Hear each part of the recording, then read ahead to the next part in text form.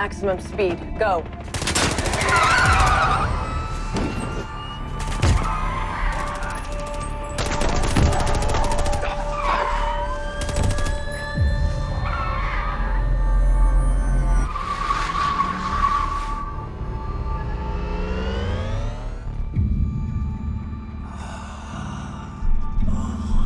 What's happening to him? I think he's switching genres.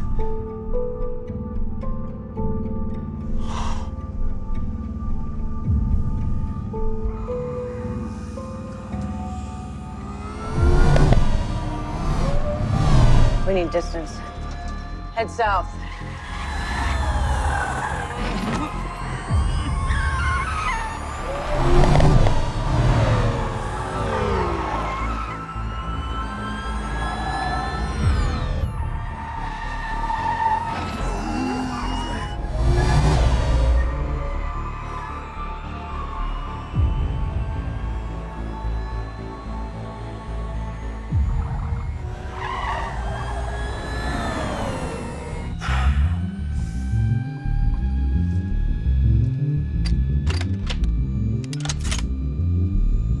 Is that a standard issue? No. It's not.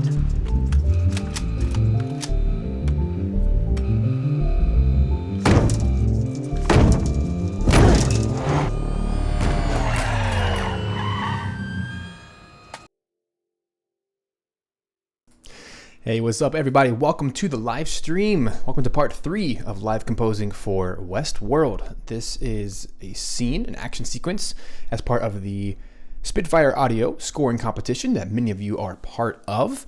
And a quick little shout out. If you are in the live chat right now, let us know who you are. Put a little elbow cough, aka dab, in the chat. Love to know who's hanging out with us today. And if you have your own version of this, perhaps you're entering the competition, I'd love to see what you're up to. I don't have a chance to watch every single entry. There's a ton of people already submitting, in the dozens already. But if you have your own version, put it in the comments, put it in the live chat if you're here with us live right now. I'd love to check it out and see what you did.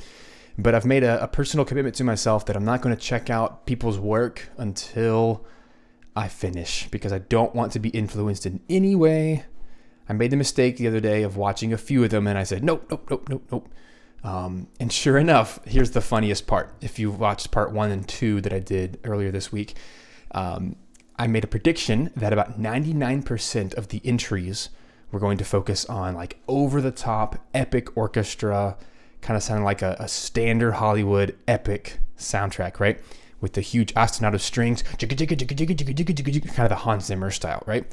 And I made a commitment that I'm not going to go that way. Instead, I'm going to go the opposite, by doing a small sound, more of a Harry Gregson Williams style sound, where you take electronic synths.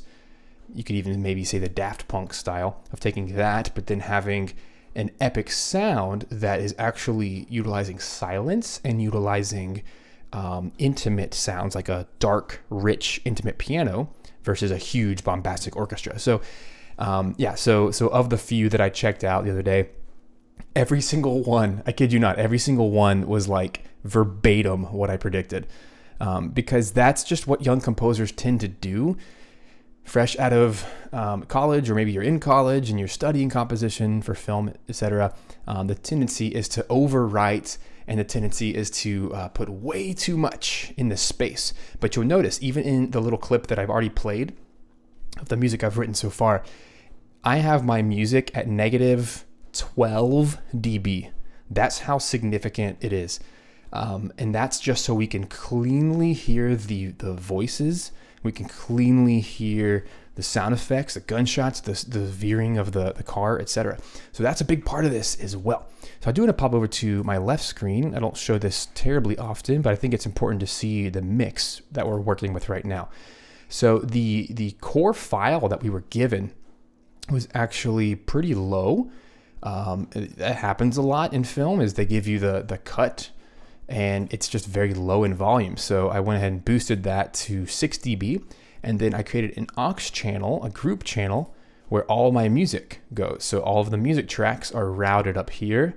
This is just how Cubase does it, but you can do the output, and it looks like, whoopsies, I forgot to do one of them. So that'll be helpful later. But every single one of these outputs needs to be the aux music track. And that way, while we're listening to the music, I'll pop it back to the beginning so you can hear what I'm talking about. I'm going to ride the fader. Right? So usually around -6, which is a 12 dB difference, is usually the place that will sit right in the mix and feel pretty good. Another fun little note is part 1 of this this composition, of this scoring. It's actually my most watched live stream ever. I think it's already like 1,400 views, which is pretty crazy. My live streams usually don't get that many, so I appreciate you guys hanging out and be a part.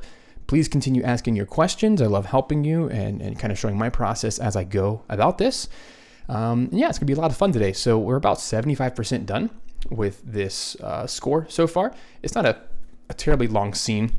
If you take a look at it on this screen over here, it's about, what, 4 minutes? Is that what we said? Yeah, it's like exactly 4 minutes. And then we have the Westworld logo at the end. And I found that the only real moment of silence, personally, is right here, the hugest sound effect of all, which is right at the end when the car veers into the motorcycle and it blows up.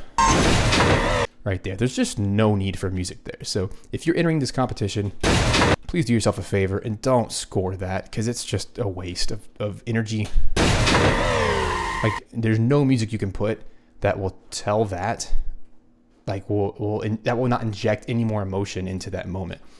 Likewise, there's another moment that I don't think it needs to be silent, but it needs to be sparse. And it's right here where this missile is shot. So they get out of the car and they shoot this, this weapon that's not standard grade. And I chose to use a glitch pad from Gravity. It sounds like this.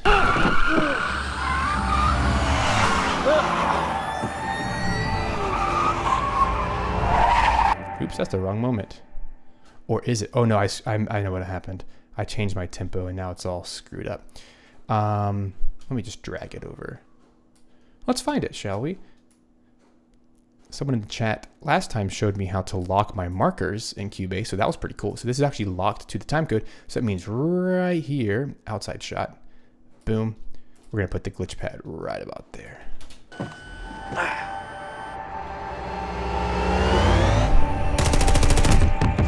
Police ahead. I don't even know where it is anymore. There's this really cool missile shot you gotta find. This is what happens when you screw up your tempos. All I'm doing is I'm scrubbing through the film to find that one little moment. Here it is, right here. Yeah. So I want to score that. So that's an important moment. And the reason this got all screwed up is because I played around with the tempo for this little Daft Punky arpeggio thing I was doing. Boom, bum, bum, bum, boom, bum, bum, bum.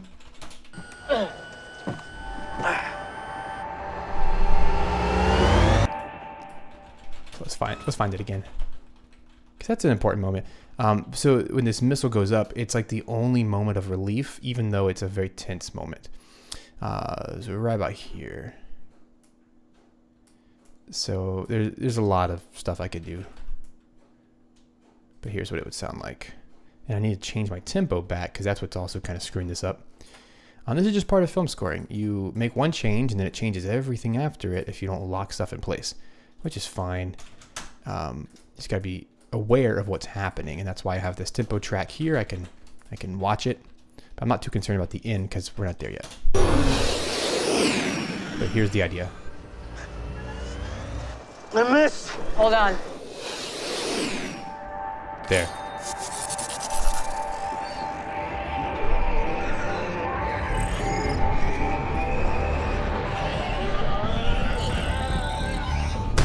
But then I want to start the action again once we hit the explosion, because the explosion is kind of a big trigger. Right about there, it looks like. And just for simplicity, I'm going to put that on the bar. So really what we're doing today is we're kind of lining stuff up to better fit the picture, because I have a lot of ideas, but ideas don't mean anything if they don't have context. So I'm going to quantize that to the bar, quantizing is going to be a huge friend today as we play around with tempos and markers. There it is. And this was another clue right here, which is worth noting. Anytime you have a big perspective change, you should score it. That's my personal conviction when it comes to film scoring and TV scoring. So we had something right here. Boom. You see how it changed? It went from his perspective, or at least our third-party perspective of watching his emotion, and then boom, it's like, oh my gosh, that was actually a really big explosion. This affects the whole city, right? So that needs to have a different character, and that's what I'm using this glitch pad for. It's kind of the omnipresent third party. So here it is.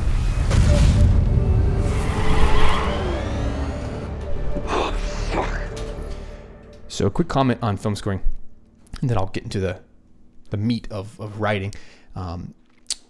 Every time you change your music, whether it's changing an instrument, changing a tempo, changing a meter, changing the style or the entrance or exit of an instrument, everything you do should have an intentionality and a purpose that is attached to the picture itself. Something I used to do in my younger years of writing music for film is I would just write music that sounded good, and I would just like put random thuds and beats and whacks and rises, but they didn't match anything, and it always felt like a disjunct to the picture. So something I always encourage you guys to do is to find a moment that means something, like it meant something for the producers and the editors to go into here and to intentionally take this shot right here, like this aerial shot that matters. And even though it doesn't have a statement on the, like there's nobody narrating that, it kind of is self-explanatory, but the music can help be that third narrator. Like that, it helps to kind of pave the way for a new chapter, an act 3, if you will. So, and I should even mark that since we're doing markers here today. So let me take the act 3 and put it right on that moment, because to me, that's where it moves on. There's a comment from Michael who says, I find it very fascinating how everyone has a different approach to the scene. And exactly, there are 1,000 right ways to score this scene. There's more wrong ways than there are right ways, though. People would say there's an infinite number of ways. I don't think that's true, because there's only so many ways that you can convey a particular emotion. Now, of course, we could make this a funny scene. We can make it a sad scene, a happy scene, a pensive, anxious scene. But ultimately, it's what the directors want. And since we don't have access to the directors to ask them, we have to kind of play from the best context we can.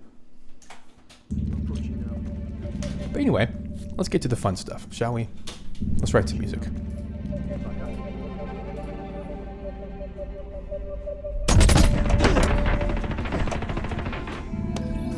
Verified.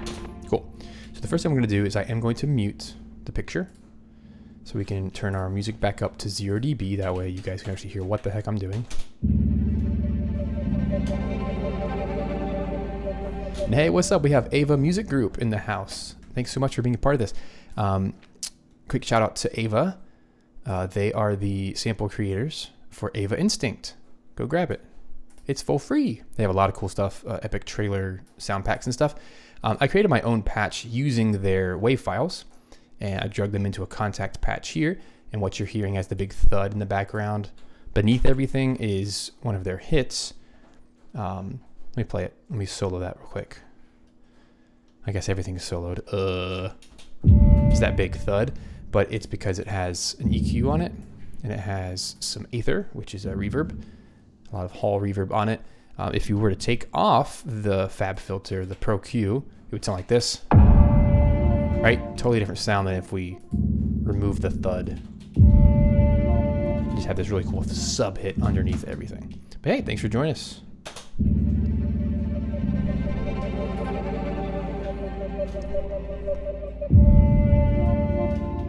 So one more note, and then I promise I'll actually write music. That's why you came, right? That's why I started early, so I could get all my rambles out of the way. My approach, I'm going to go ahead and just stick with it. It's a weird idea, but you just sometimes have to make a decision and run with it. I'm going to use string quartet for this because I think it's different, it's unique, it adds a layer of intense emotion that otherwise is not there. I am very much imposing anxiety and fear, more specifically uneasiness, like I just think that's really cool. So we're trying to get this trying to infuse, that's what I'm looking for. We're trying to infuse an emotion that is not there on the picture. And I feel like when J.J. Abrams and the other producers and director are listening to these entries, they are going to listen for what is unique and different. They don't care if you sound like Ramin Djawadi or not. That's not the purpose of this exercise. It's for you to be interesting. What I am most interested in is if any of you write really good EDM, I would love to see a very gritty, hardcore, almost like full Daft Punk style. I'm kind of hinting at it a little bit with my synth bass stuff, but I just want to hear someone go all the way in that vibe. I don't write that style, but I just know that would be another solution that would probably win. So if any of you do that really well, take that for what it's worth. And by the way, you only get one entry per person. So if that's not your best style, don't do it. Do your best thing. So for the string quartet, for those who didn't get to join the first or second part of this stream, we're using Indie, which is by Sonokinetic. I don't think it really matters what sample instruments you use as long as you can make them sound good. But I really love these patches because you can morph them into the chord shapes. And so I'm using lots of D minors and going between D minor and A minor, minor 1 and minor 5.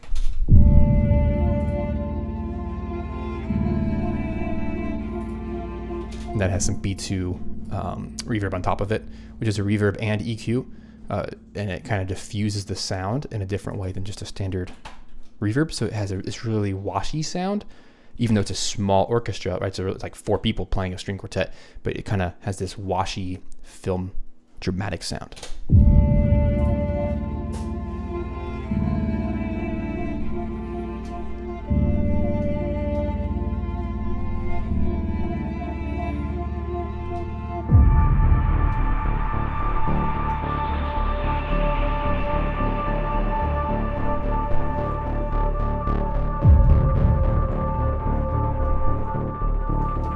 Also worth mentioning here, I am sold on the first half of what I've done. I'm not changing this, but I do want to just explain it real quick.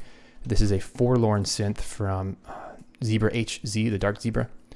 That's one of the presets under the pads and keys, under one of the leads. So this is one of the Urs Heckmann's done in the Hans Zimmer Batman style. But it's a really cool patch that you can morph with your mod wheel and your pitch bend.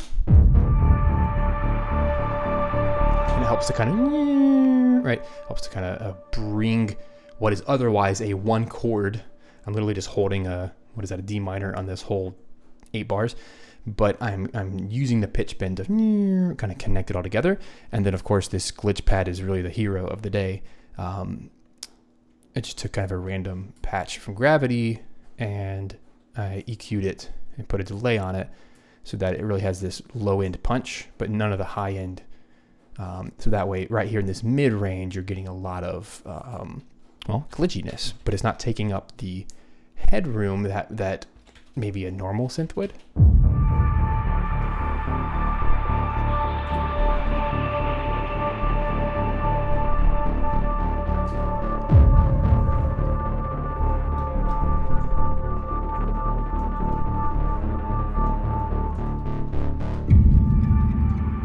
So notice I switched to a more inward sounding, like inside the car, by using the Coligno strings.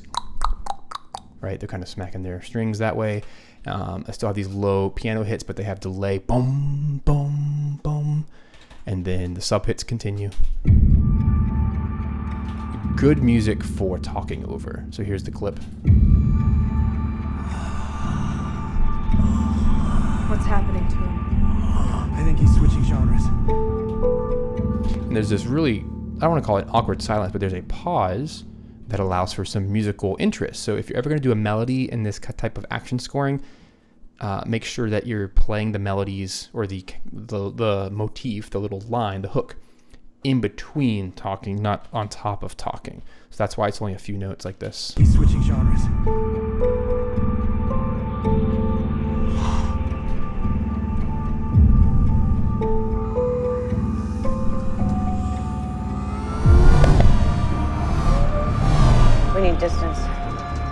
south.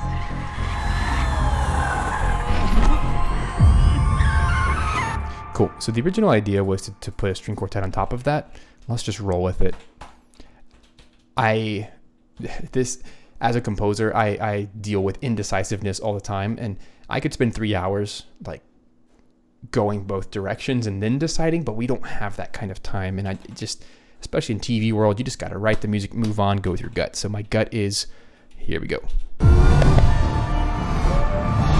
We need distance. Head south.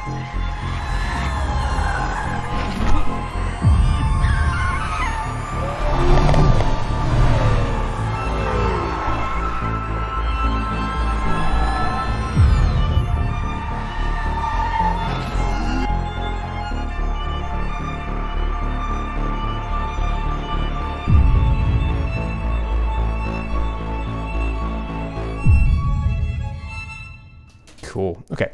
So, funny question from Thomas Prince says, tea or coffee? Oh, coffee all day, every day. I'm actually shocked I don't have coffee with me right now. I'm doing the water. Gotta have the H2O. Okay. Indie is fantastic when you don't change tempos. So, yeah, I can't have that.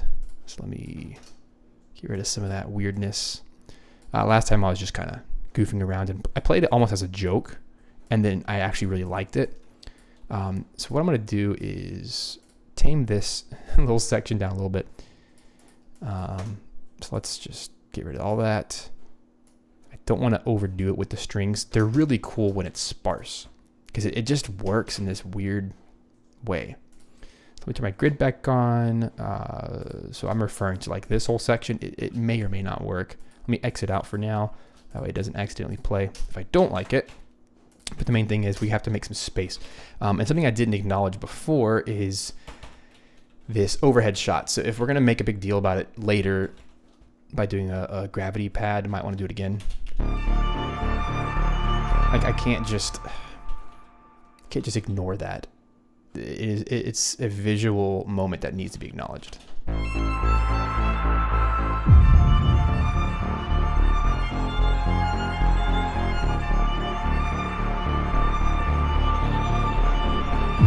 So I almost feel like, even though it's more work, I have to fix this. So I want this to end on the overhead, which is right there. It doesn't have to be exact, but it has to be within one beat. So let's cut all those up. That way I have to do it. The beauty of working in a DAW is you can literally just chop off something and then it forces you to compose for that 1 or 2 missing bars. Now I have to find a solution. I don't want to put a sub hit there. That wouldn't make sense, but I want the sub hit to land right where the section changes. Right? 1, 2, 3, 4. So let's make sure it lines up. It's close enough, and again, it's the same thing. There is this, when film scoring, a lot of young composers make the mistake of lining up everything to the millisecond, and it drives them insane, and therefore it makes them write bad music because now they have like, they might have like four bar phrases, but oh no, the last one is half a second off, so all of a sudden they like speed it up with tempo changes, or they lob off several beats, or they'll add beats, and it mathematically that's a good solution, but that's not always the best solution. So instead, I like to just write the music, get it as close as I can within the format, but like right now, it still works. The only thing it doesn't work is this new section, the fast tempo. Notice how it's like, let me actually measure it out. So right there. So technically, mathematically, it should land on the 43 bar, but instead I do it too late, right? So as long as you can get very close, the audience's ear will forgive you. However, I'm now noticing that I do have the opportunity to fix it because I put a 3/4 bar there. This new section needs to be 3/4 bar. And let's see how close it gets if I don't change the tempo until the next part, which means 43. And that should work. 1, 2, 3, 4. Maybe that's just 2 4-bar would be the answer. 1, 2, boom. Yep, that's the answer, guys. So, well, all I have to do is make bar 42 a 2 4-bar. And then bar 43 becomes a 3 4-bar. And then I can go ahead and change the tempo as I originally planned at 43, which works marvelously. Let's make sure that's accurate. Yep. It sounds like this. 1, 2, 1, 2, 3, 1, 2, 3.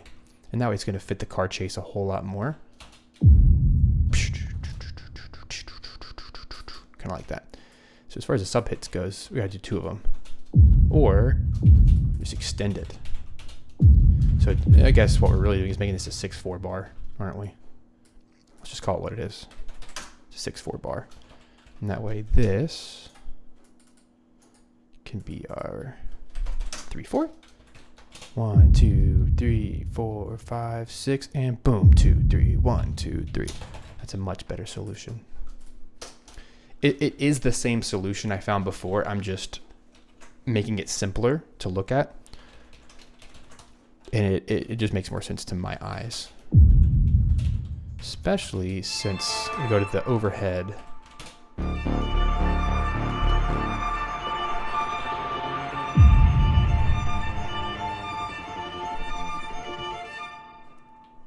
There it is. That's a really cool pause. Alexander says in the chat, can you show the MIDI for the strings at some point? Wondering how you got that glidey texture.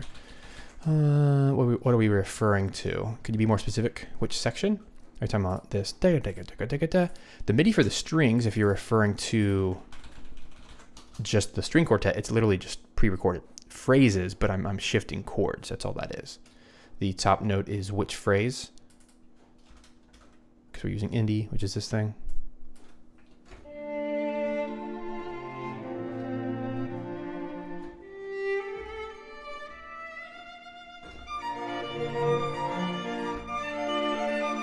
Kind of like that. But you might be referring to the glitch pad, which I'm just playing lots of whole notes and shifting. Lots of layers. It helps.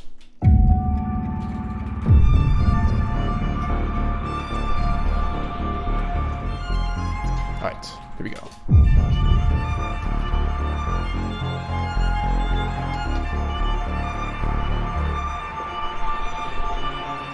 Oh, that sounds really cool if I take off the indie, which I thought I did, but I didn't.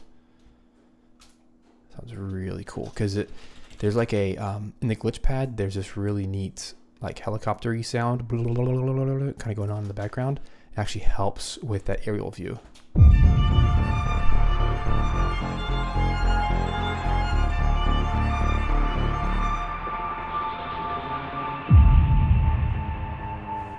I'll probably wait. There. That's going to be really, really cool. So let's continue this patch.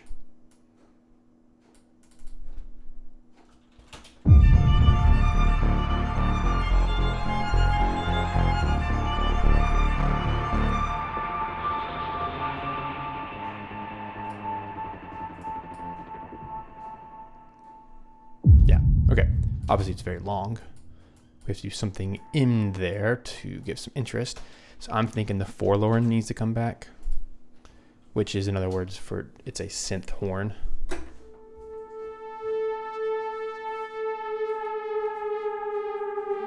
Which also sounds like an ambulance or like a siren.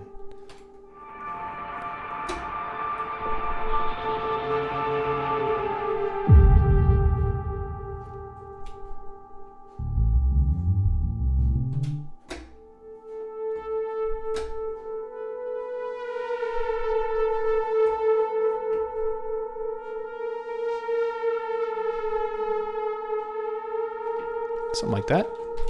Let's play.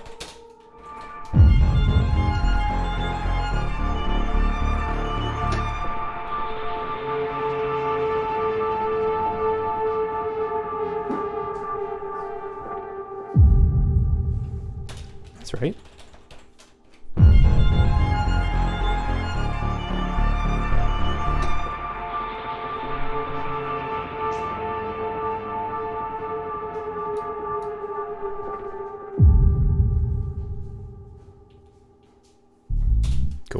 I like that the I'm intentionally leaving some space for the Daft Punk thingy. That's just what I'm calling it, the Daft Punk ARP, which, by the way, I just took like a random synth and I lobbed off the high end.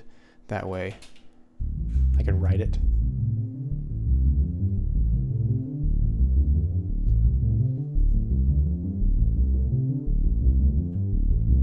Because without it, it sounds like this.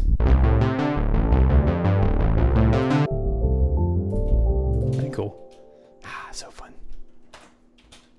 Okay.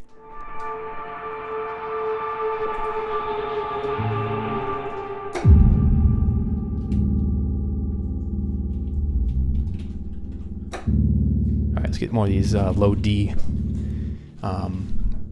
pianos.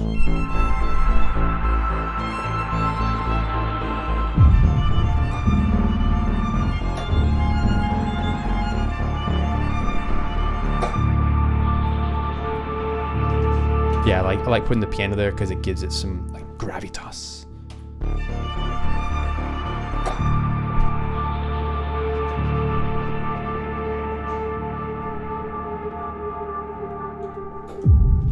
Cool. Oh, Brizzy says in the chat, "Oh man, you're discouraging me from working on my entry. This is sounding so great already." I appreciate the compliment, but don't let that be discouragement. I hope this tells you, this should actually help you, because this is one more way you shouldn't try. If you can't make the strings quartet sound better than this, then don't do it. Do your own thing, right? Do your own thing.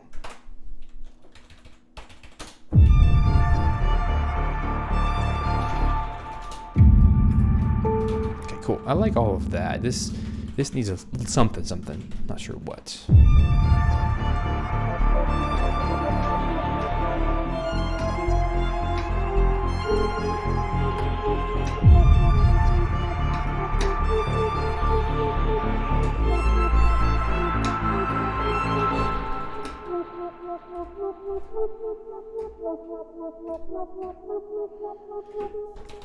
I'm really fighting the urge to go into French horn territory.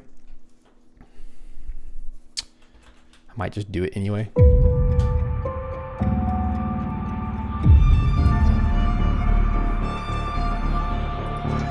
Head south.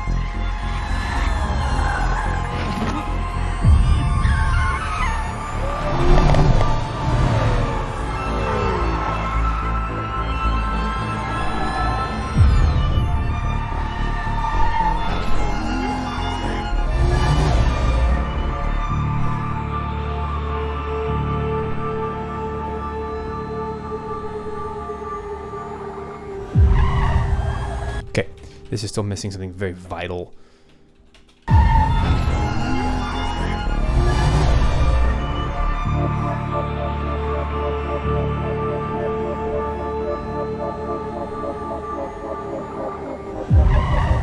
Like that.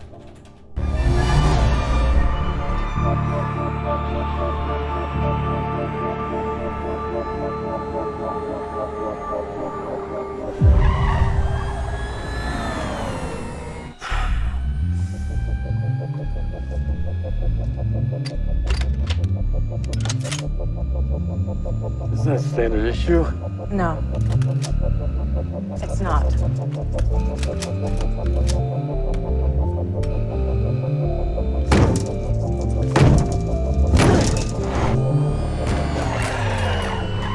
Ooh, Rilvener says it very well in the chat. Says it's missing drama. Yeah, you're right. I'm trying to get this on the grid. On the grid. The grid.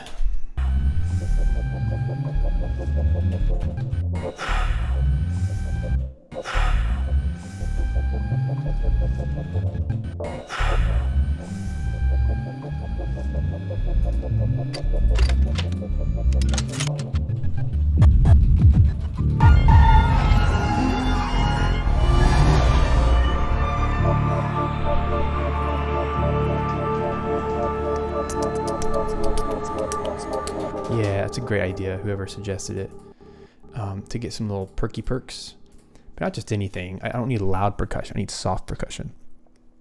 Thankfully, I've made a lot of little percussion stuffs. Let's try Give me a second. Let me go through my files. I have a lot of stuff that I've made. Let's try. So like here's my little database of instruments that I've created. Let's try. I'm thinking something very weird, but it's gonna work, I promise.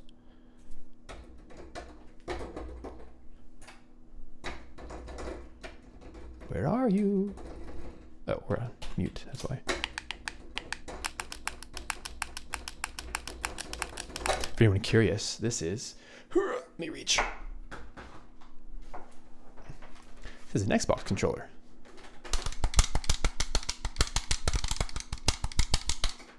Makes an excellent drum, as do all other.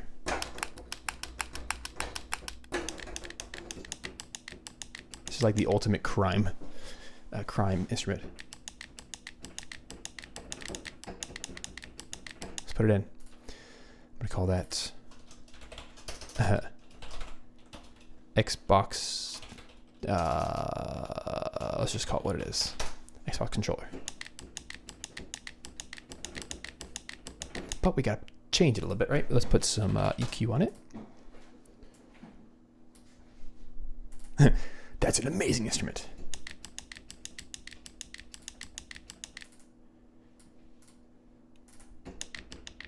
I want just a high end. Cool. And then let's do some stereo delay like we've been doing with a lot of these other instruments. Let's do maybe eighth notes.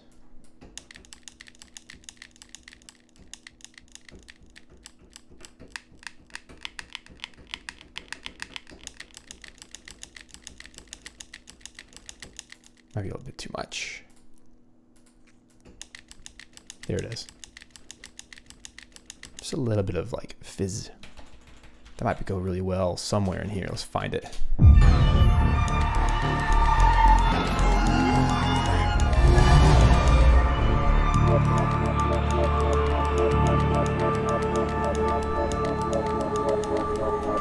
Yeah, we're doing a little bit too much here. Fighting for attention.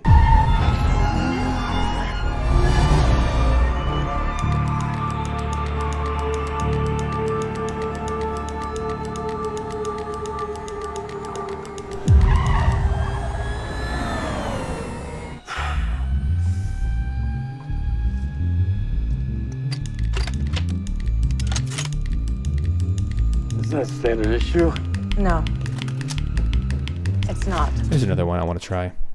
It's just pins tapping together. It's a pretty cool sound too. This one.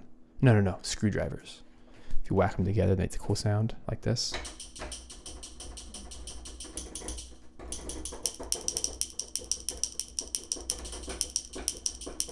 Now that's with the EQ and stuff on, which might be ruining it. Small percussion has its own charm.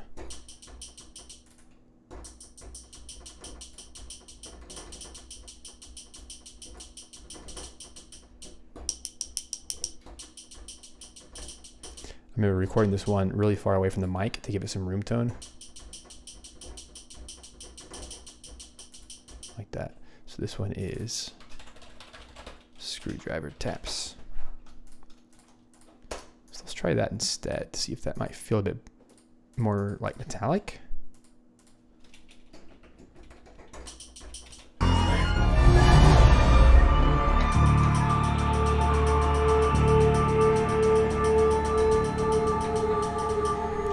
Doesn't feel like it's in the right space.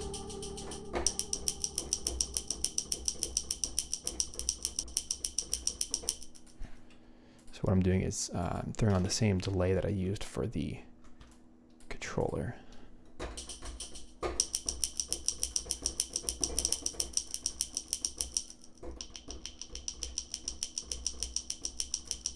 Just turn down the volume quite a bit. Like that. Let's see if that can fit in somewhere. It's got to be somewhere.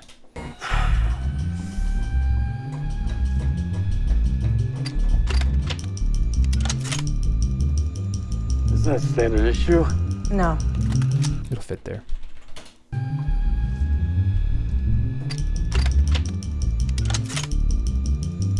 Is that a standard issue? No. It's not.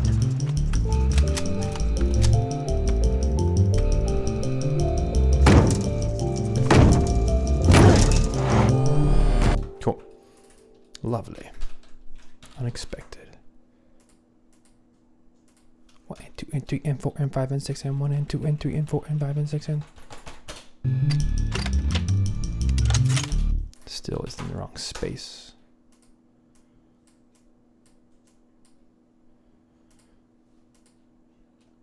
Let's try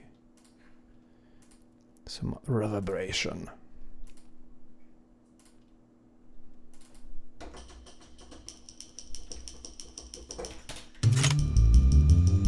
Is that a standard issue?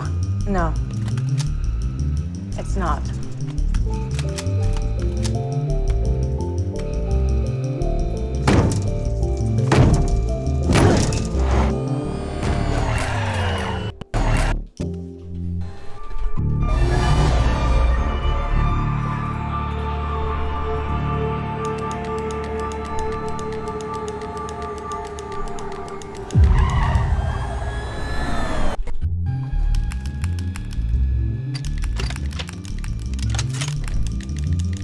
Is that a standard issue?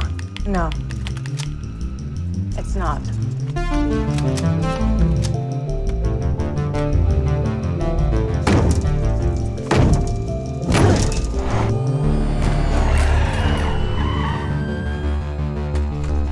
Point and shoot.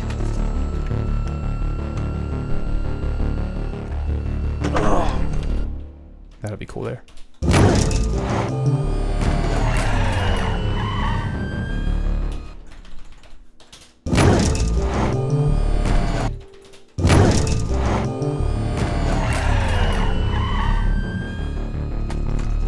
Point and shoot.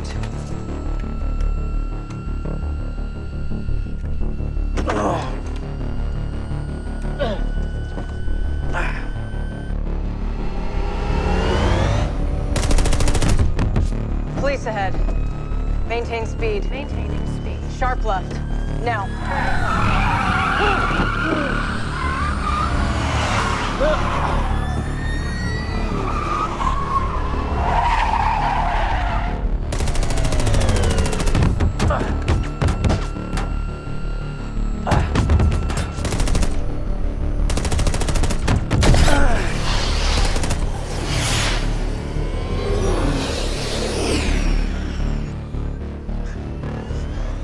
I missed! Hold on.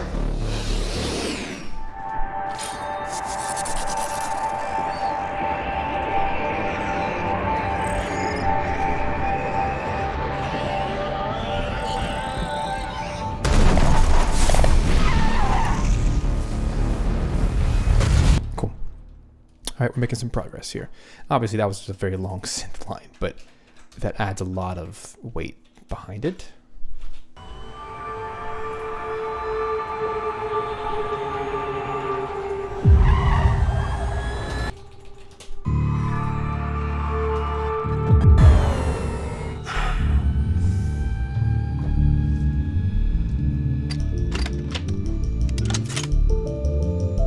Is that a standard issue? No. It's not.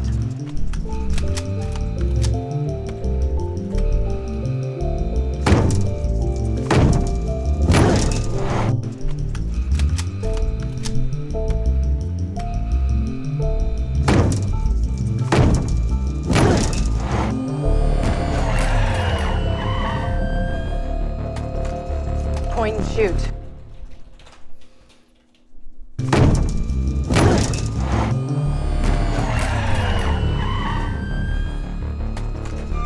Point and shoot.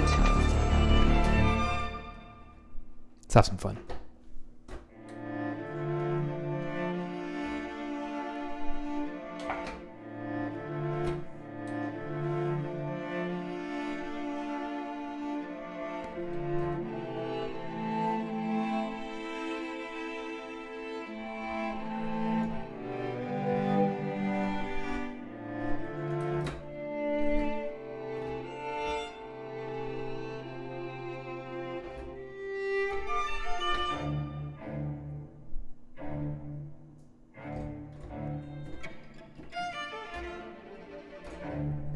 Let's mess with this one.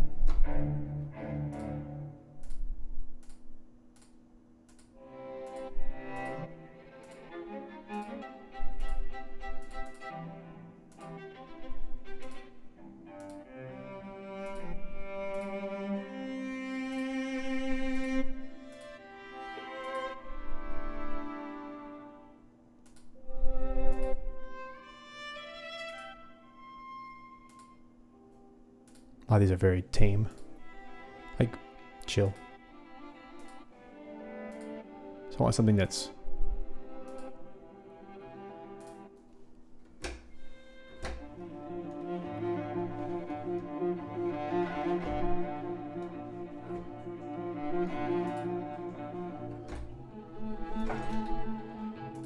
sounds a little out of tune, you know?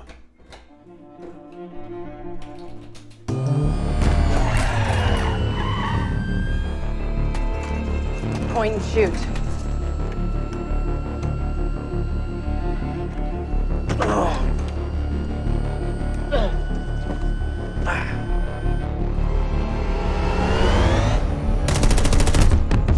Police ahead. Maintain speed. Maintaining speed. Sharp left. Now. That kind of thing. So let's mute the track so we can hear better what the heck we're doing. That works nice to have that bass tone.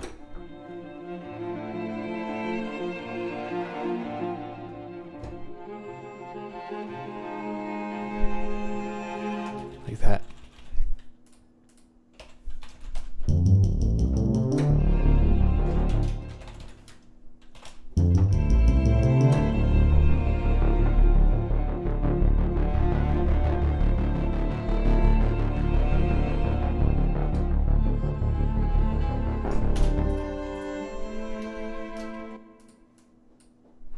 I feel like there might be something hanging on. So.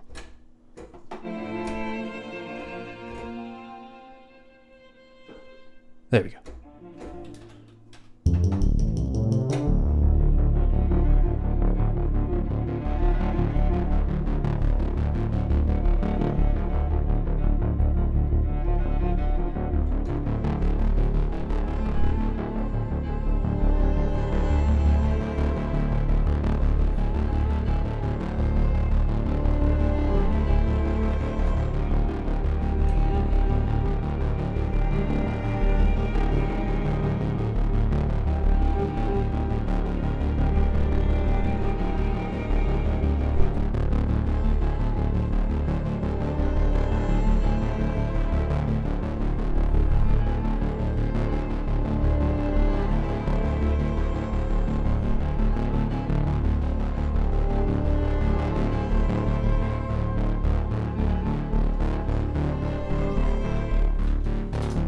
Something in that vein.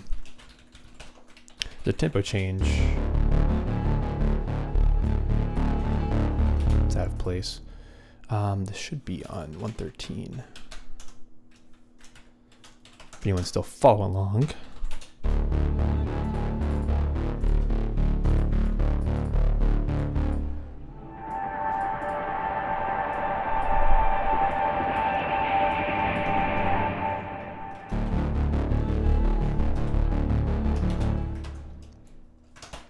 Screw it, I'm gonna try something, guys.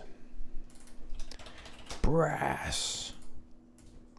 But I want to still try to not overdo it, which is a hard thing to do.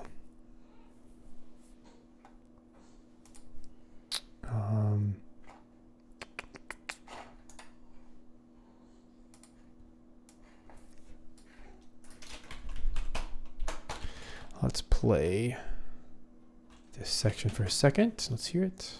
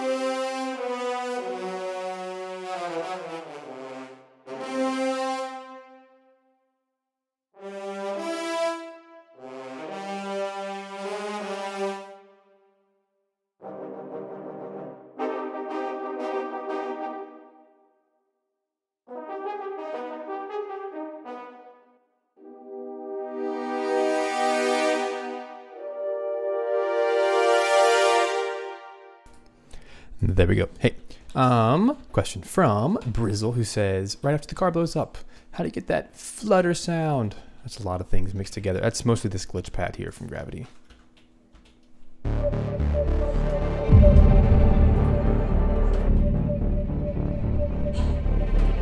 Oops, you can't see that. There you go.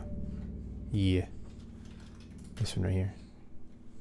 Wah, wah, wah, wah, wah. It's that mixed with my synth bass pulse playing pretty high. It's a zebra patch that I'm going wah wah wah wah wah. It's like a little back and forth. Actually, no, I lied. It's a different zebra patch. It's this one.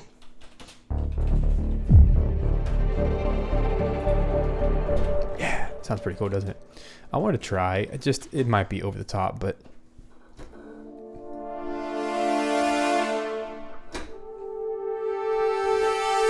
get some matrix up in here, shall we? So let's grab some horns and some trumpets from the same. Just took a second to load it. These are 50 gigabyte patches. They're freaking huge, but they only load as like 40 megabytes. This is the New Century Brass from 8Dio. Let's do two trumpets so that we can double up and triple up with the triads. So I'm going to stack horns, an ensemble of 6 horns with an ensemble of 2 trumpets, so they can whoosh, just like, I'll just do a, whatever it's called, a brass blast, but I want to do it with a giant crescendo, which is a very Matrix thing to do. But I think that'll work without going all the way. I hope. We'll find out in a second if it ever decides to load. These are probably the largest patches I've ever used ever. But what's cool about them is it has the capacity to go to 50 gigs if you were to load up all of the 10 slots. Yeah, it's 10 slots with different articulations, which you could do with your key switches, but instead it just takes a second. So even with a solid state, what is it, 2 or 3 terabyte drive? It's crazy. It's crazy. It's like the fastest thing there is, but it's just the nature of working with humongous samples. But it's worth it once it's loaded, because then it works really fast. And I can even play it. There it goes. Cool. So I want to do an omni patch where I'm doing crescendo long, like that.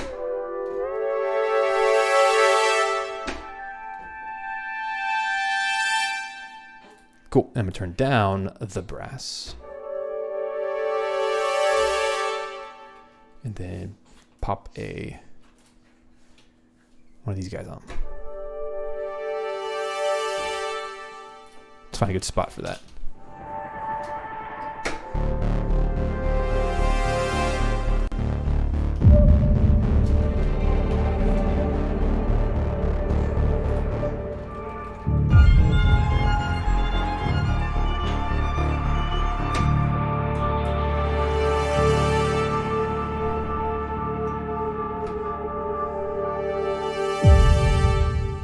I feel like that might be what's missing for the drama factor.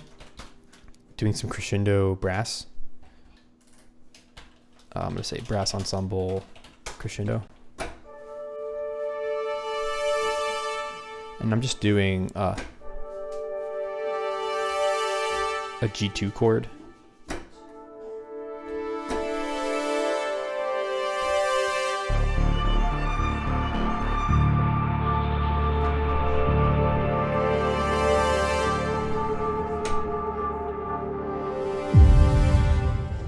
Something like that.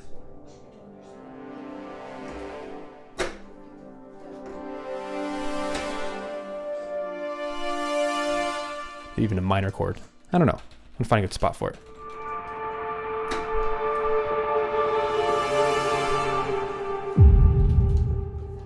Like that.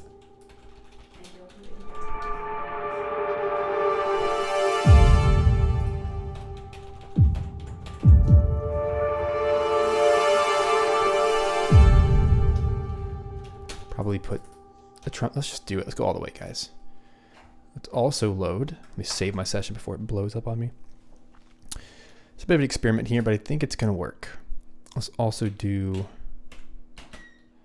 synths Oops, wrong one. Since we're doing this all the way, let's go. Let's have the 3 trombones, and we'll do the long crescendo as well, and we'll do a low octave. Because they have bass trombones in there too, which would be kind of cool. Random question from Chance. I'm thinking about sampling my dulcimer, making a library out of it, but I've never done it. Is it hard? I'm going to make a Contact library creation video in the next month, I believe. It's on my schedule for YouTube. So if you want to stick around and watch that whole process, you can. It's very involved. It takes a while, but it's worth it, I think. Is it hard? If you've never done it, yes. Is it worth it? Yes. But I can say that the second and third and fourth and fifth time you do it, it's way, way, way faster, just like everything else in life. So I would totally encourage you to do that. Anytime you make your own samples, it's a lot of fun. You don't have to be super complicated. You can literally just do one recording of each note and throw it in, call it a sample, but it's not going to sound as good as if you do like 7 round robins, right? And program them in and do randomization and color coding and all the fun extras that you can do with sample libraries. Holy bananas, this is taking forever. It's the one downside to large libraries like this that have every articulation in one patch. You can't just load the one patch you need, but it also gives you the flexibility that you need. But that seriously, like nothing else on my system takes that long to load, but I still like it and it's still worth it. So here it is with the trombones as well. Still worth. I like that. So I'm going to take the same stab here. Let's quantize it to something and then let's add.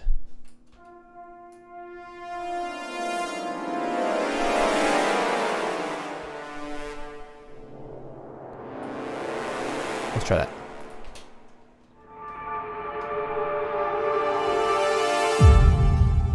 That's super Batman.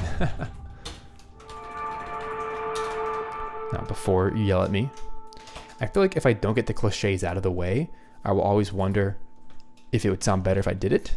So let's, bear with me here a second. I can do some mean Hans Zimmer. I still want it to sound like me, though. I still want it to have the vibe I'm going for. So you guys get to be here with me while I do it, while I experiment. Pardon me while my cat wants to be petted at the moment.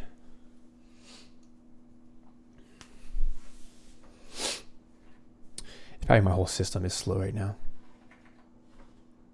I might have a backup running right now, which is not the smartest thing to do when you're trying to do a live stream, but hey, that's what backups are for. They run so that you don't have to start them and stop them. Something's eating up on my CPU right now because this stuff does not usually take so long. But anyway, I should have been really smart. Here, let me go back. You guys will appreciate this. Let me go back to these crazy patches. Let me purge 50 gigs worth of RAM, which is insane. Global purge all samples. There we go. Now all my RAM just came back. 50 gigs, no joke. So now let me go back and play that one little phrase so that it's loaded into the memory. So that way when we play live later, it doesn't screw up on us.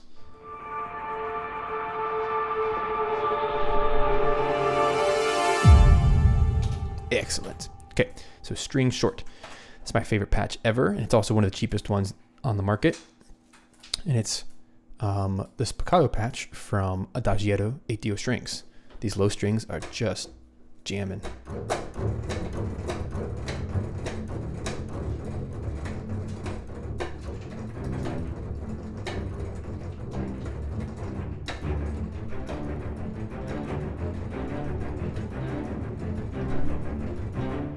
That's the ostinato I'm thinking of doing. It's pretty cool when it's just a synth, but might be even cooler if we... Let's make a second version of this in case I don't like it. I'm gonna exit out. Oops. That way I can screw with it. I'm just gonna call it ARP2.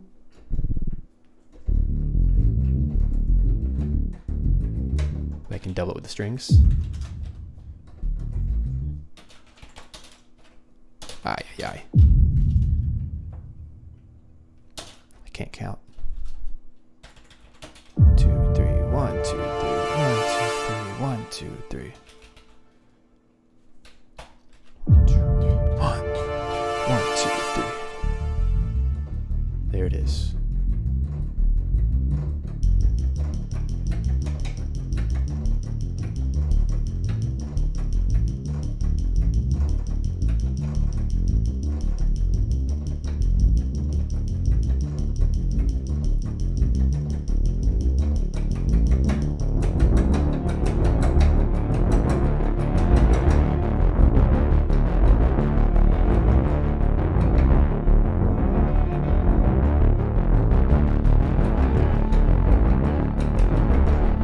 Let's keep going.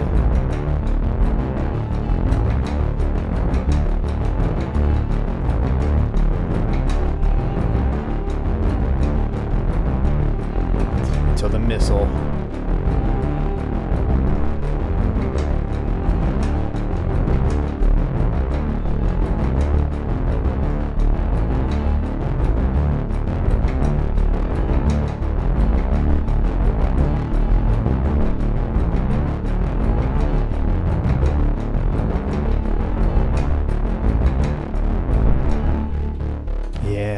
That's so cool. Okay. Of course, you can't leave it at that exact same frequency, or else it'll get boring very fast. Da, da, da, da, da, da, da, da, da.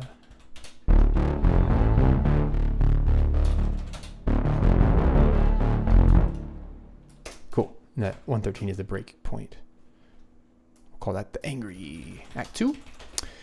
So what I'm referring to is this Pro Q, which is this guy right here. Let me I know this is gonna take a second, but it is worth it, and I hope you guys will feel the difference when I do it. It's a better way to be musical, and it's the automation. So let's clear the deck here and go to the front of that little passage that I just played. And we're going to do a writing of automation. I'm gonna drag it down and let's just kind of roll with it. So what I want is for it to sound louder when they're outside the car and then quieter when it's inside the car.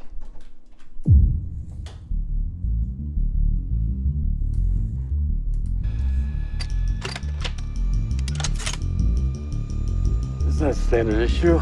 No. It's not.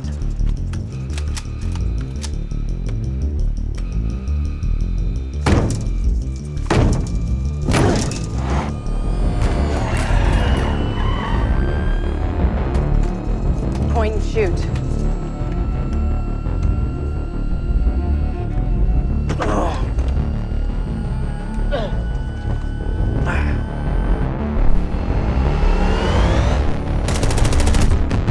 Police ahead. Maintain speed. Maintaining speed. Sharp left. Now.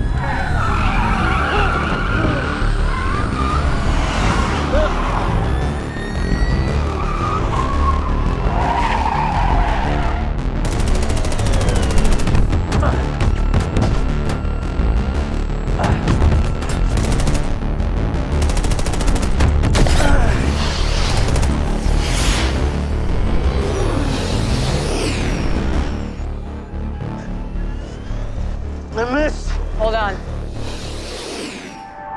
There it is.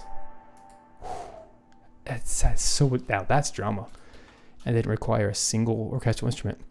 Now I do have those cool little swells happening in the strings, which I think help a lot. And then I want to maybe do the same thing with brass. But there we go. That's so much more interesting. And what I could do is, let's just get rid of the old, because the new is better. I want to double that with the strings that we pulled out when we go outside. No. It's not.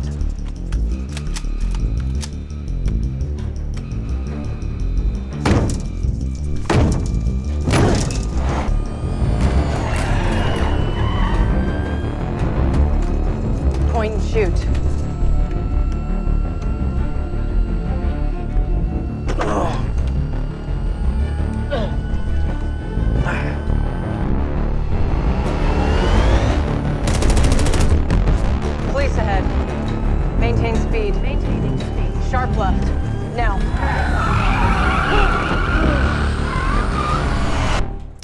kind of like it without the strings.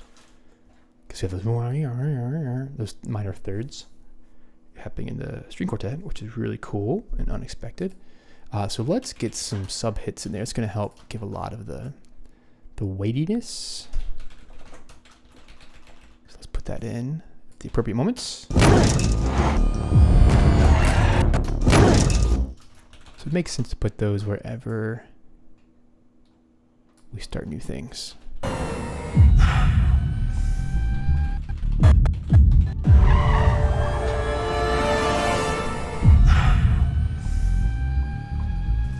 Nah, not there, not there. Isn't that standard issue? No. It's not.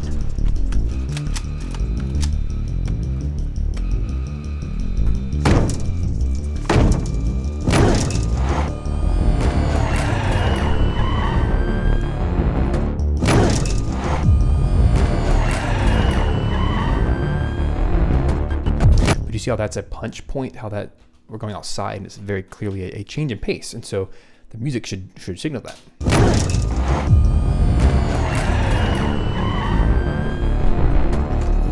Point and shoot.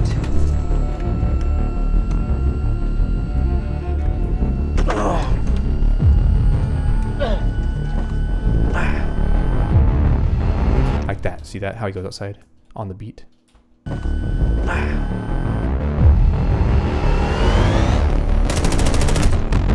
Police ahead. Maintain speed. Maintaining speed. Sharp left. Now.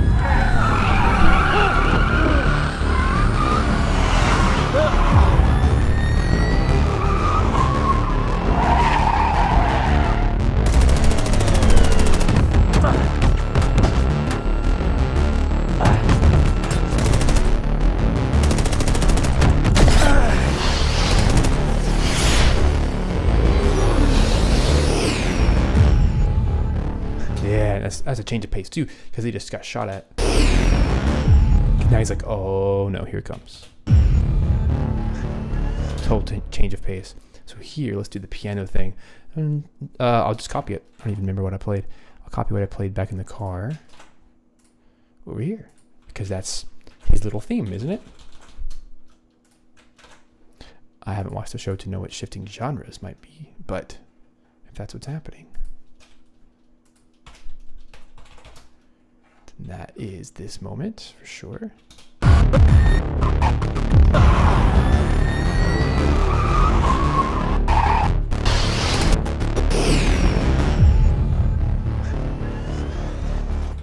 There it is. I missed. Hold on.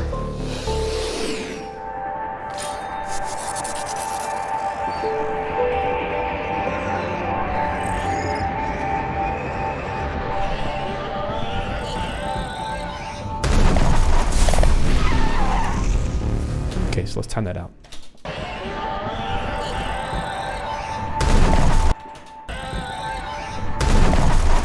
So this should start right on the beat.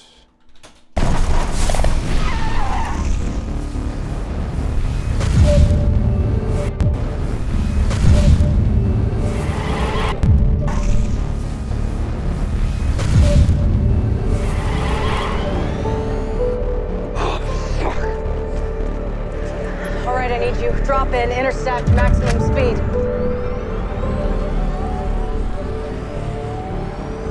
Cool, that's a good place to put that theme.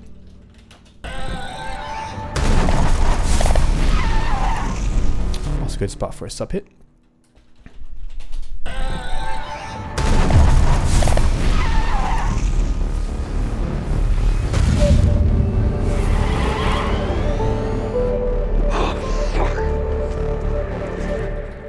But we gotta change the time signature back, because I think we're still in 3.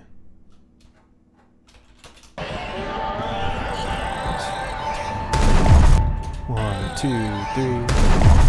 Just fine. Just gotta put it back to 4, like the beginning.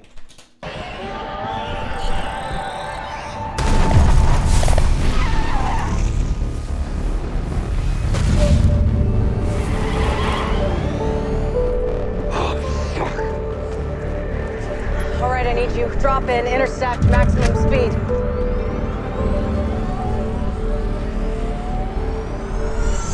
charges now.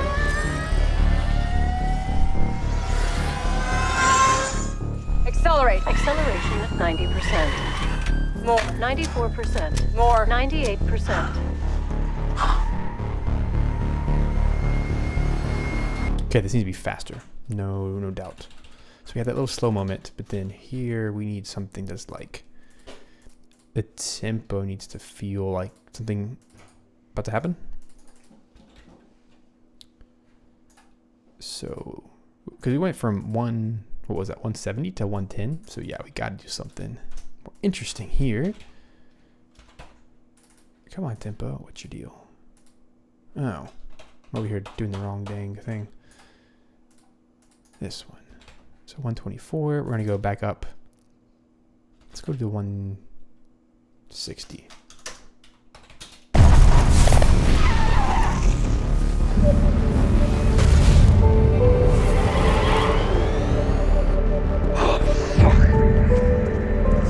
All right, I need you. Drop in, intersect, maximum speed.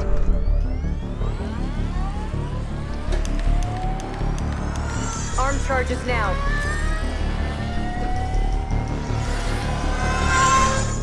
Accelerate. Acceleration at 90%. More. 94%. More. 98%. Okay, so this just needs to like continue the tension all the way to the end.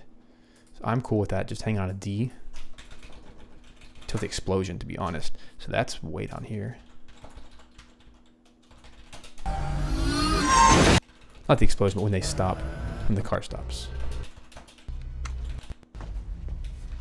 Are we stopping? There. One, two, three. So this needs to be the car stop, which is what I labeled earlier as Act 3 for my markers. So we just need to make sure that the tempo fix, like it should land exactly there.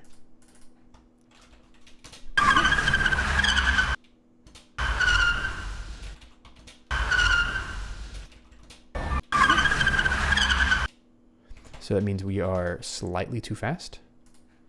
So you make that like 158 maybe. See if that lands. And it does. That works perfectly. So there it is, 152. So now we have a good tempo for this entire section that fits. We can let that synth do its thing all the way till the car stops. It's a hit point. It's an important marker right there. Now if we're playing the synth. Why the f are we stopping? Get down. Boom. So this is the outside hit. It's our final little cue. And this is where I originally had all this stuff happening, which is what I played at the beginning of the track. So let's get all that in, see what it feels like.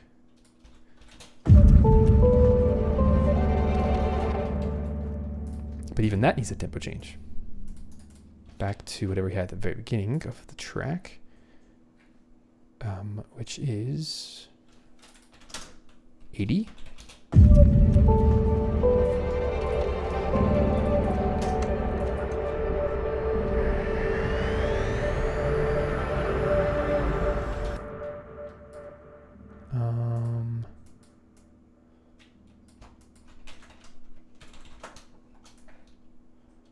I know I'm kind of flailing here, but hopefully you can follow along.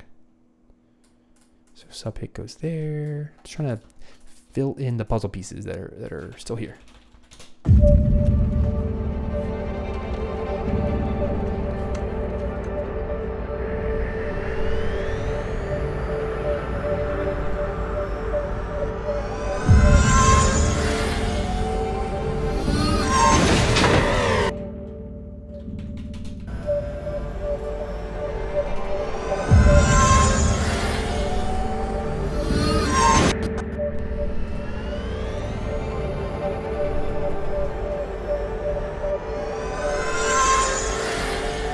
So I might even just stop the music right there,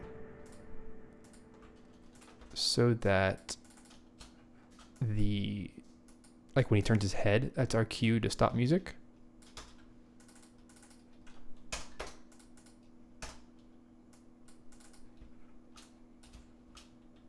That way the sound effects take over and we're done.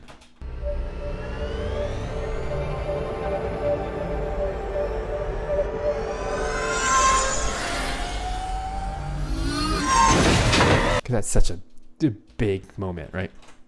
You don't want to overpower that. Now what we can do is we can use some brass to help fill in some of these gaps.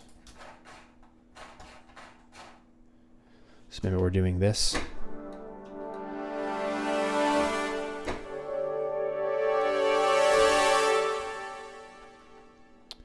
So I have one of those right here.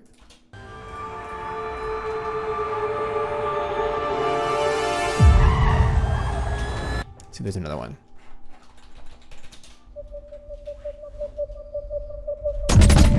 Approaching now. Stand by. Approaching now. Stand by. Approaching now.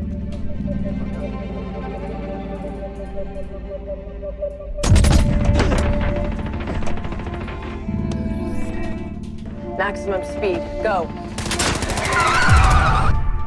Like here, maybe? Maximum speed, go. Maximum speed, go.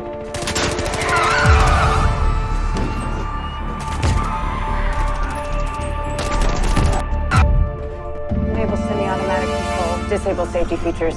Maximum speed, go.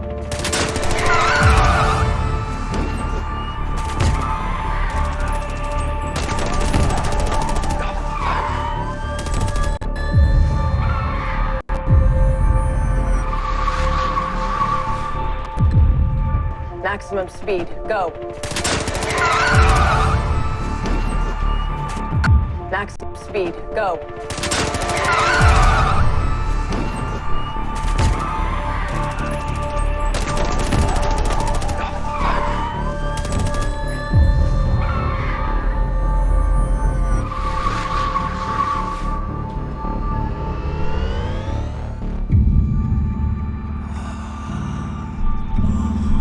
What's happening to him?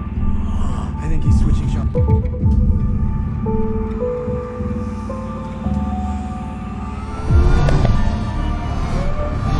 We need distance.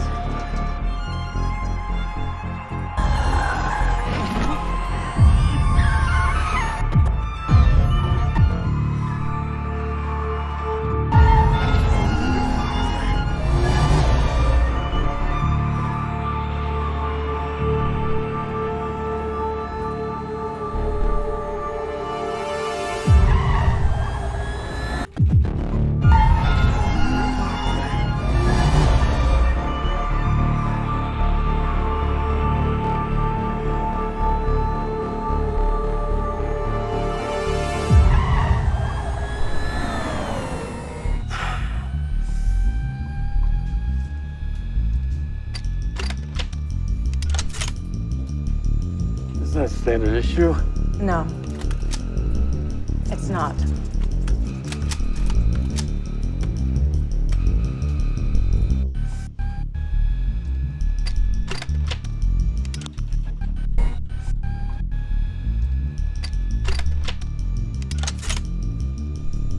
Is that a standard issue?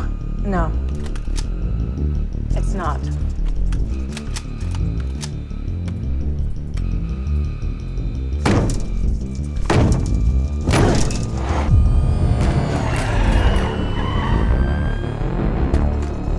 Point and shoot.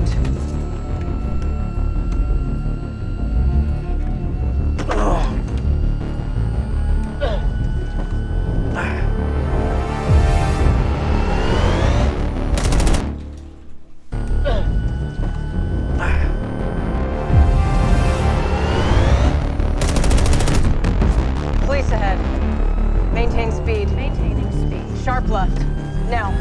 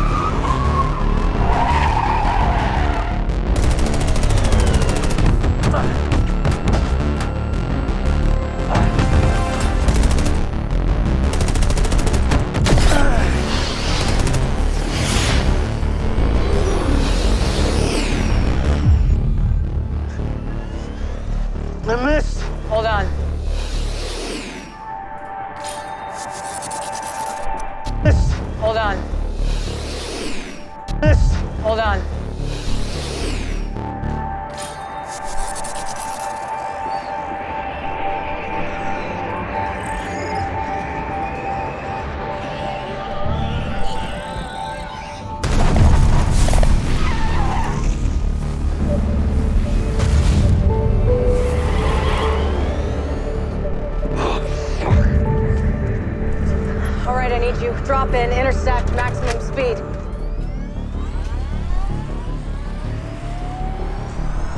Arm charges now. All right, guys, we're making great progress here. I know I'm making lots of little changes. I'm not talking about every single one, but hope you can at least see generally what I'm doing to clean up and fill out.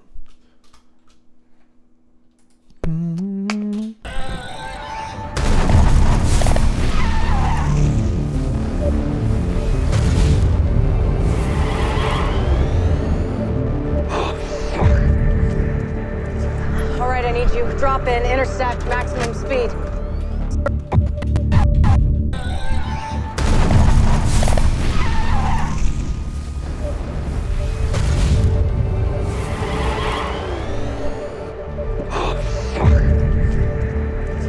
All right, I need you. Drop in.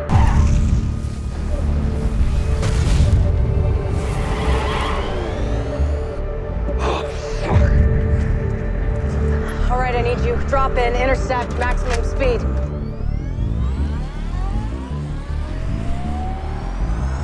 Arm charges now.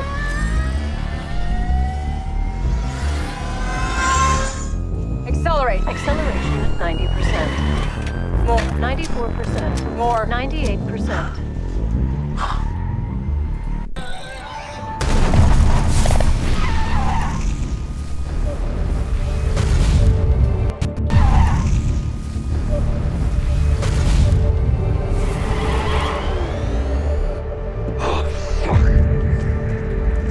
All right, I need you. Drop in, intersect, maximum speed.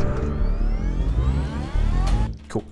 So I'll do the same thing I did before while I ride this EQ to really fit. I want to figure out where the stopping point is.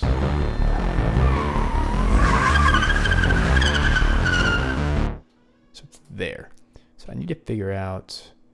Oh, because it's in 4/4 time. Bum, bum, bum, bum, bum, bum. Why the f are we stopping? Get down. Okay. So 1, 2, 3. So we're calling this part a 3/4 time again.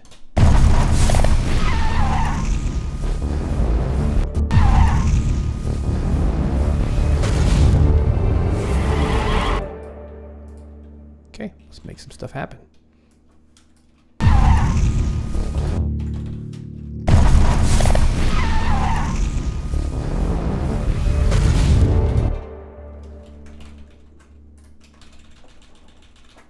I want to get rid of those points. It's fighting me at the moment. There we go.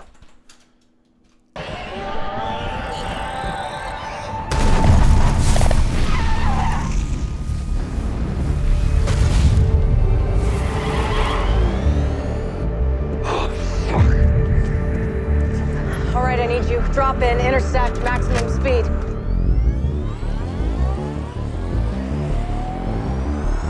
Arm charges now.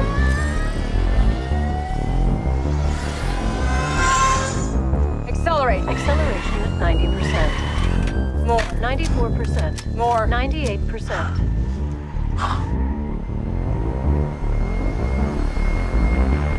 Stop.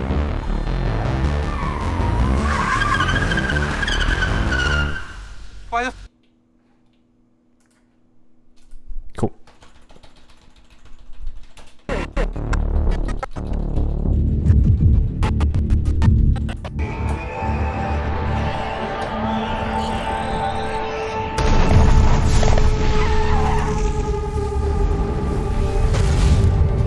Let's get one of those in there.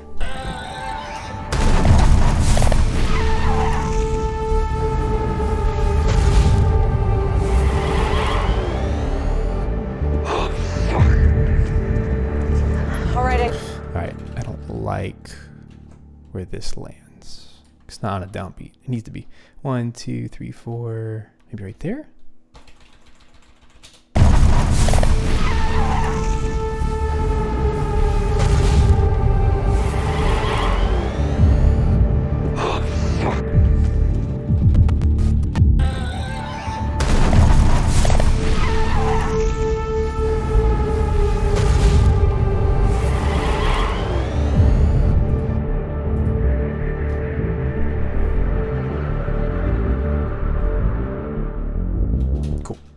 Almost there, guys. Almost there. Just lots of little things. Film scoring takes a lot longer than video game and like podcast music because it's so intricate with what's happening on screen. But I love it. It's different.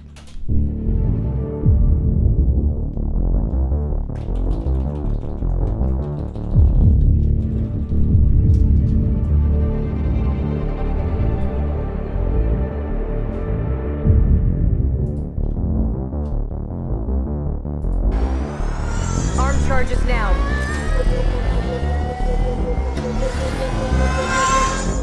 Accelerate. Acceleration at 90%. More. 94%. More. 98%.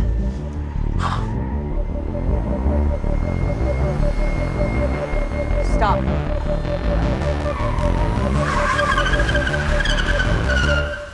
Why the f are we stopping? Cool. Let's put that in there. Charges now.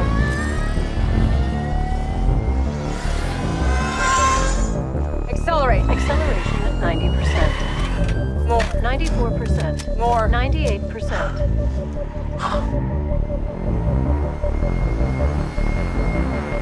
Stop.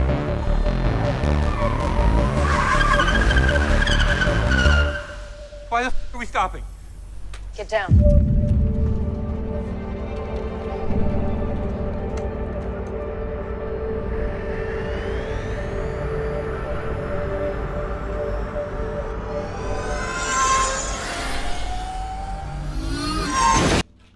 Okay then. Feel pretty good about this.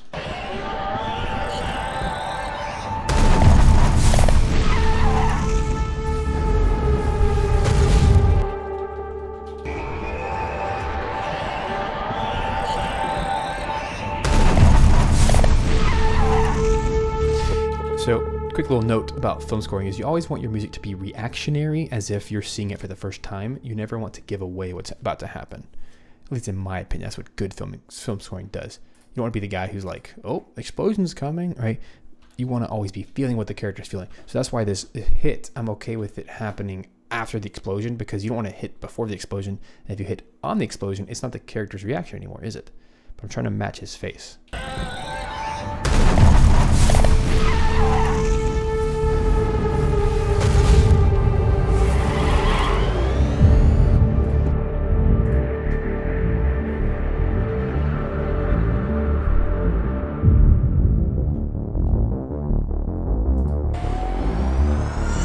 Charges now.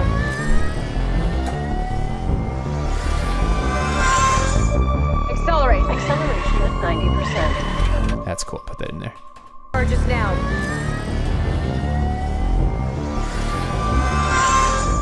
Accelerate. Acceleration at 90%. More. 94%. More. 98%. Cool. I want to add some of that original piano theme that I put, which happened the first time he was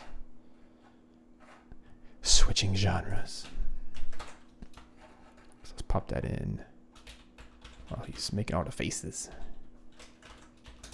More. 98%.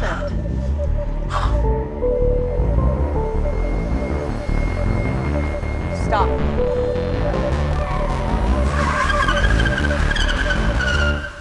Why the f are we stopping? Get down. 9%. So what we have is, I don't want it to be like too on the nose, but Percent.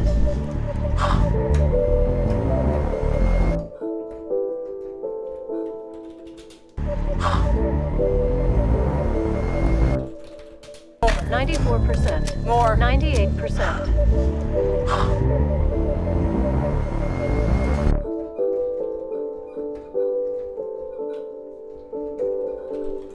Percent.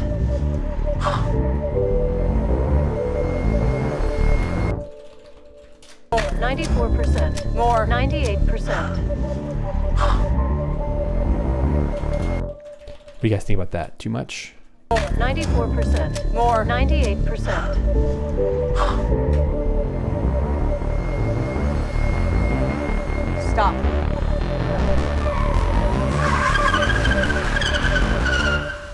Why the are we stopping?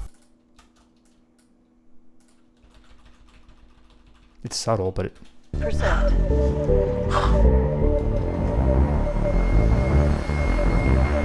Stop. I'm proud of myself. I never used short strings this entire thing. I didn't use an ostinato. Hooray! I guess I used a synth ostinato. Okay, folks.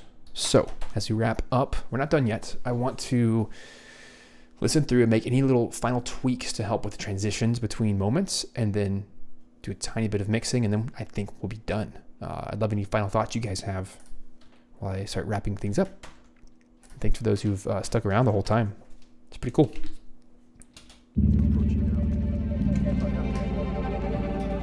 And to test this properly, I need to go over to my mixer, and I want to show you how I would do this.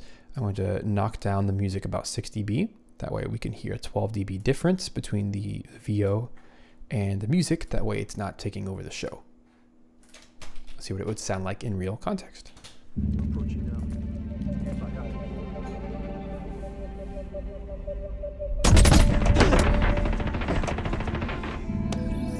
Verified. Enable semi-automatic control. Disable safety features. Maximum speed. Go.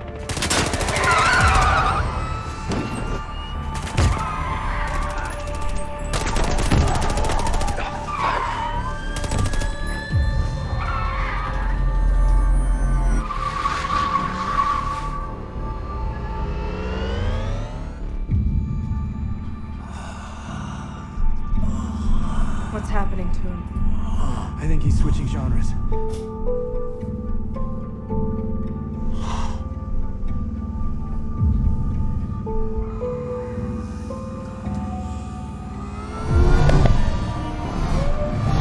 We need distance. Head south.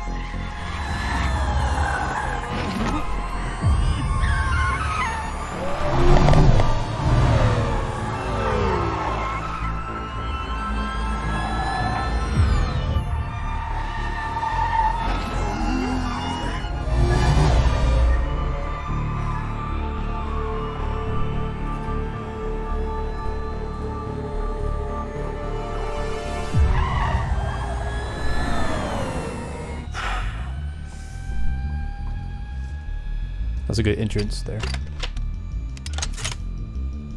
Subtle Is that standard screwdrivers. issue? No. It's not.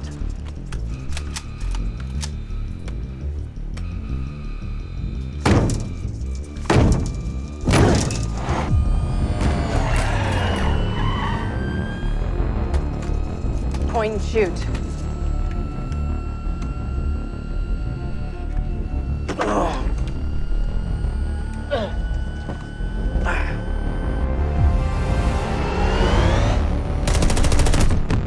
Police ahead. Maintain speed. Maintaining speed. Sharp left. Now.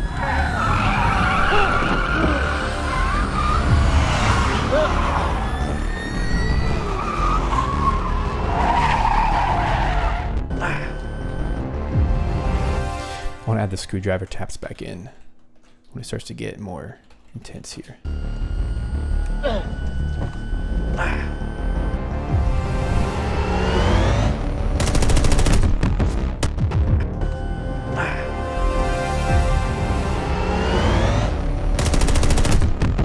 Police ahead.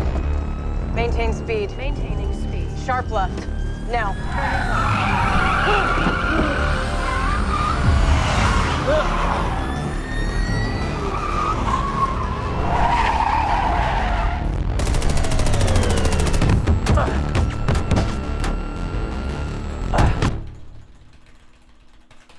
Let's add a lot more of those in.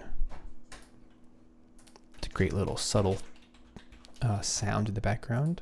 I like that.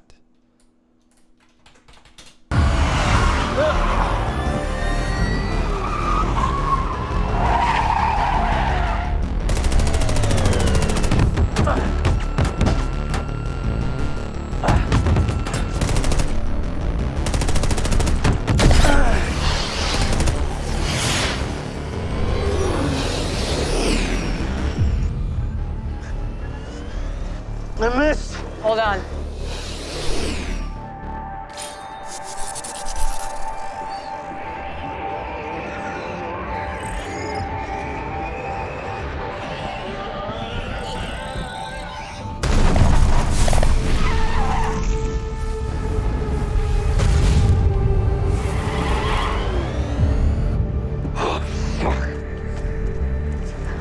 I need you. Drop in, intersect, maximum speed.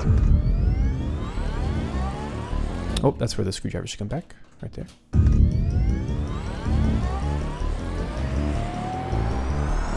Arm charges now.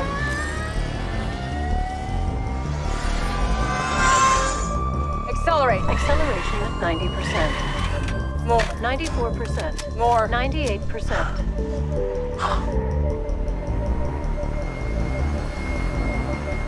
Stop.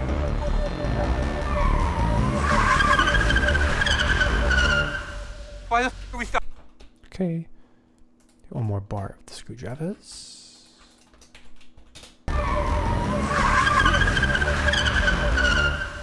Why the f are we stopping? Get down.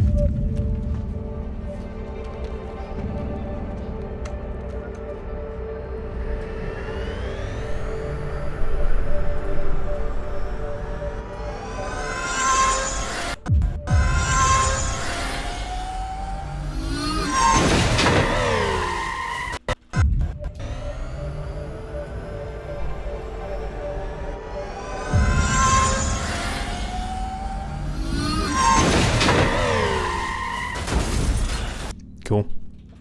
I'm really trying to decide if I should score this like one hit or not.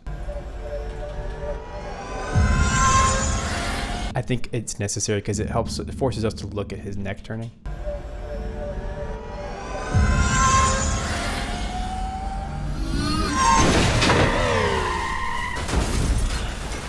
Cool.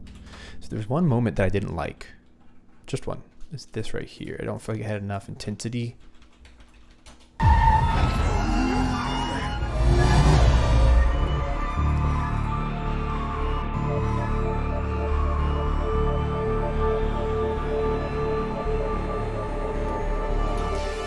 I feel like it doesn't need the synth.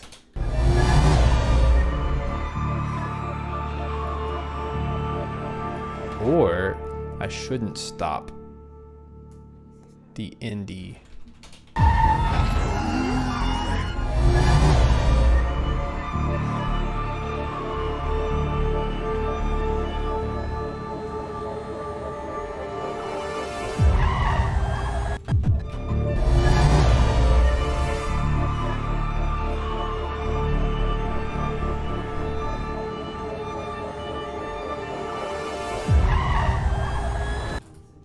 Something, right? It just, you gotta add something there. I think the brass is the right level of drama, so I think that helped. Gotta solve this problem. I don't know if it's grabbing a different patch from Indie that will help.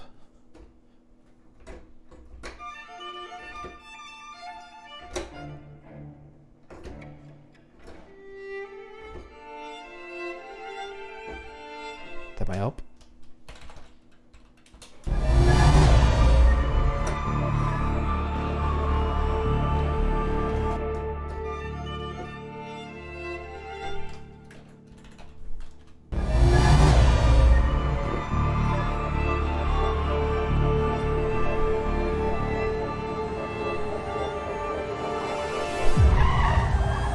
That's cool. Da, da, da, da. Rest, rest, boom.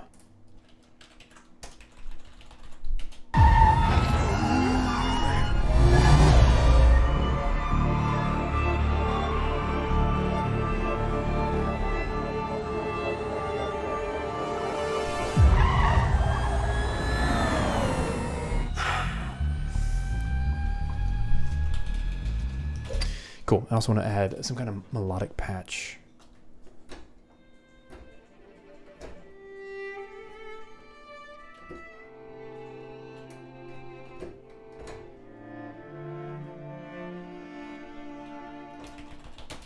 No. It's not.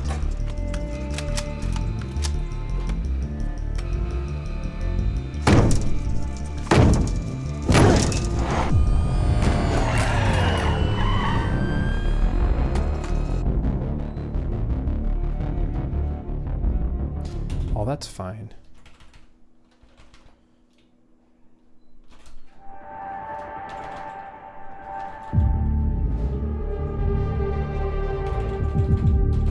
This needs something right here.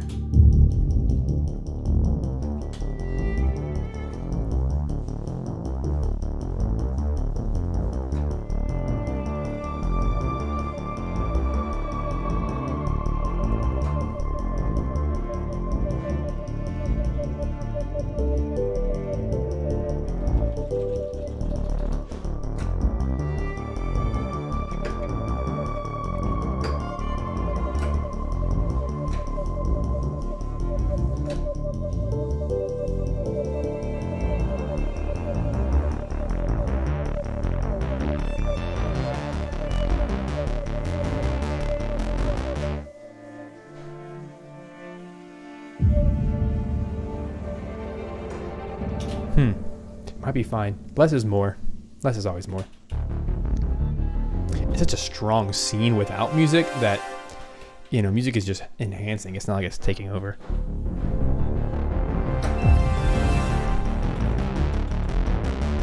Cool. I think I like this section now right here.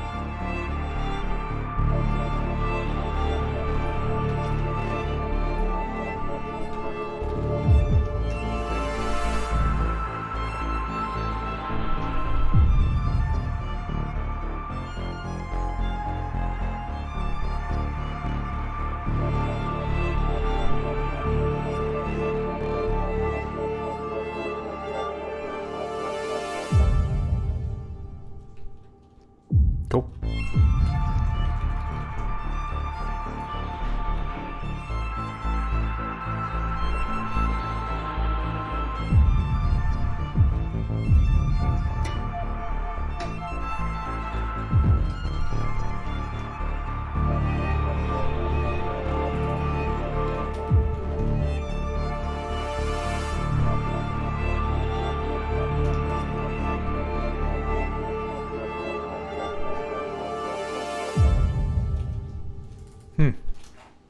It's a tricky one, guys.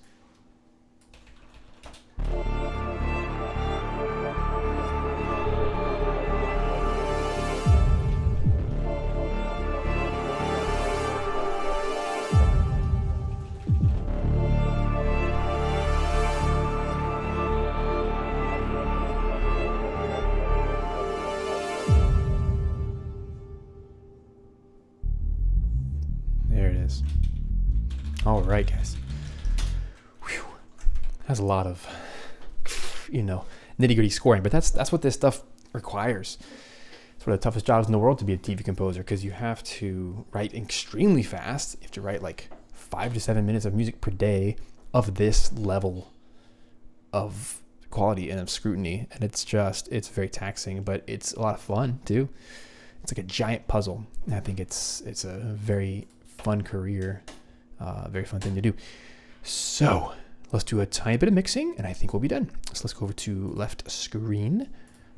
My favorite mixing plugin for quick mixing is Ozone. And I want to be very, very careful to put this in the correct track. I already put it on the wrong track. Whoops. Put it on the music only, not the dialogue. That'd be stupid. So over here, let's make sure that, yeah, everything's routed correctly. So let's just open that up. So we have the dialogue muted. Let's put the music back at 0 dB. That way everything is coming out correctly. And I want to choose something that helps to beef this up. I'll probably emphasize stereo or enhance stereo image. And it's going to take these low thuds, things like these sub hits. It's going to spread them out among the entire frequency spectrum, which is really an interesting way to write music. So for example, like this one little hit right here. Whoa, right? Those low thuds now have this like enormous spread. And what's really happening under the hood is this imaging right here. If you go to each one, you can see the shape down there. It's like spitting out what was normally at the front, and like spitting it out across the stereo field. It does it for each of the frequency ranges. There's different imaging options. So let's play with the EQ as well. And what it did is it boosted the mid to lows and the highs and got rid of some of that mid, which is good because that's where, for like TV music, you want to get rid of the mids because that's where all the talking is. And it allows you to bump your music a little bit higher in the mix, which is critical for anyone in this competition. You want your music to stand out while serving the dialogue. Because in your video, if your music is way higher than the dialogue, I don't care who you are or how good your music is. The directors will hate it because you're destroying their scene. You're not giving space and breath. So whatever you do, I'd rather you have lower music and music with presence. And so this is an EQ technique that will help a lot, is to scoop out the mids and to boost the mids, or boost the lows and the highs. And this is a quick, easy way to do that. And then maximizing, you want to make sure that you have a pretty good algorithm to work with. The higher the algorithm, within Ozone, the more CPU it uses. So in this case, I don't really want anything crazy loud. I'm just going to do a -1 threshold and then a -0.1 ceiling, which is what I teach you guys to do all the time with your limiters. So this is a limiter with maximizing functionality, which means it can boost the signal, and you can change your target of your LUFS, but -14 is the industry standard for TV, and so you want to leave that there. Don't even touch it if you don't know what that means. And that way, when you watch your peaks, notice how it said plus 0.3. We want to get that as close to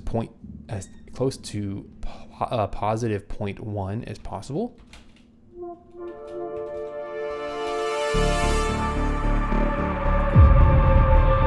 Because right now, 0.4, it is peaking, and it's going to have some compression that we don't want. So what we can do is we can mess with some of our thresholds. So for example, I'm going to turn that back down. I know it looks like I'm turning it up, but I'm turning it down because we're in negatives. So let's see if that fixes it.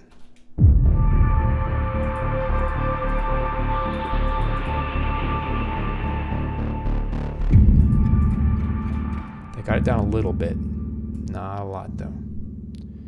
So I might try playing a little bit more with some of these knobs to get it down to a good level.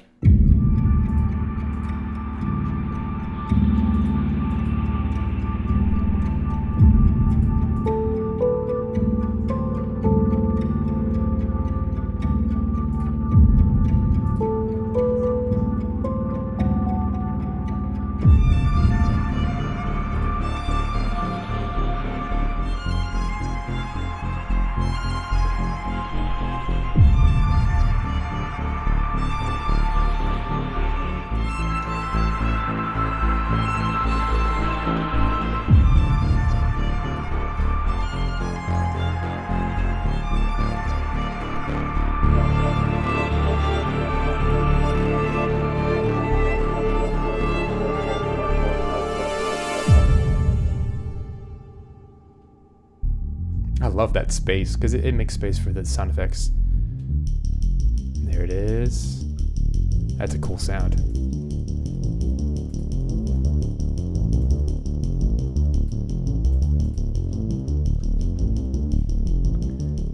So I'm just listening for anything that might not fit in the frequency space.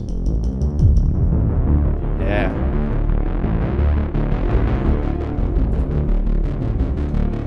Here's something important that I need to do. So with this Daft Punk thing, it's really cool, sounds really awesome, but it has a very large dynamic range now that I've done the whole filter sweep thing. So I have to tame it down. As much as I love it, it doesn't serve the picture yet. So if I go back to my left screen over here, let's keep everything the same, volumes and everything, but let's also use a compressor. I get asked all the time how to use compression. This is one of those key moments where this will save the day.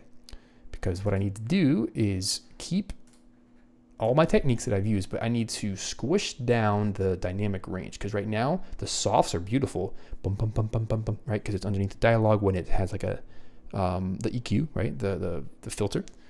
But what's happening is that it gets too big. It's a good tone, but it's too loud. So this is what a compressor will do. It will squish down the loud and make it a smaller dynamic range, but still have the body, the tone that we want. So quick and easy way to do that. If we started everything at nothing, 0% everything, that means my threshold 0, my ratio is 1 to 1, right? So all I'm gonna do is just twist this up, twist the ratio up, and notice the shape, it will visually show us what's happening. Let's not touch anything else, but let's see if I go to one of the louder open sections. I'm gonna put it next to the dialogue, and I'm gonna twist the knobs until the dynamic range is squished enough.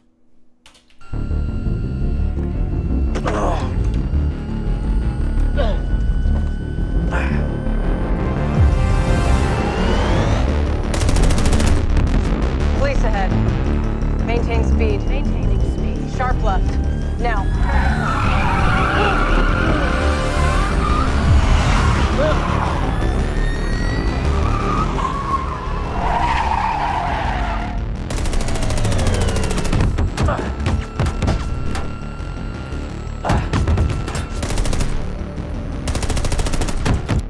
Okay, it's a subtle thing, but let me play that exact same section with just the music, and you'll hear how when it's soft and when it's loud, those are terrible words to use in music, by the way, because they don't mean anything. But the perceived loudness is now the same, even though the tone, right? The nasaliness has changed.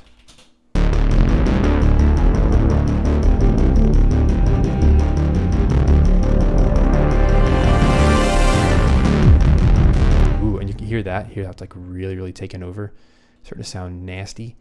That is a result of ozone working a little too hard. So that moment is a prime example of where we got to tame this down a little bit. So I'm actually going to play, imaging is fine. Let's choose a different EQ because I hear that maybe something control low end would be a better option. So it's essentially the same thing where it's highs and lows boosted a little bit. I'll even scoop out the mids a little bit so it's better. Let's see if that helps.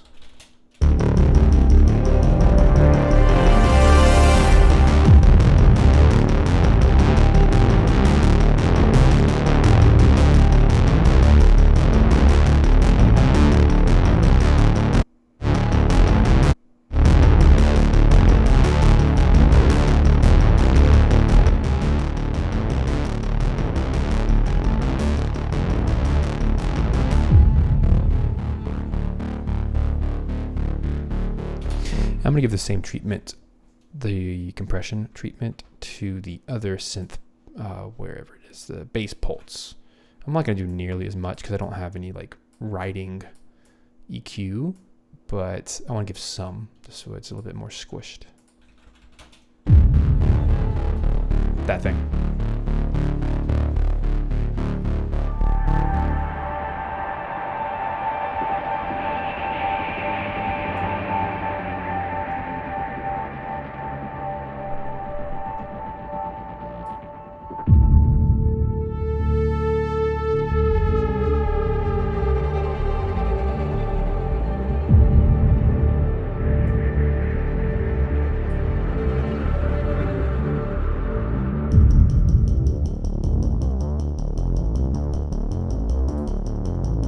What a cool sound.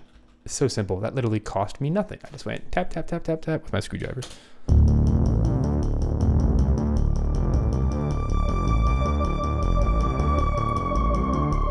Ooh, interesting. See, sometimes when we mix, we hear things we don't hear elsewhere. And this little synth pulse doodad is off the beat. Never caught that. See it? There it is. Boom. Which means it was off that whole time.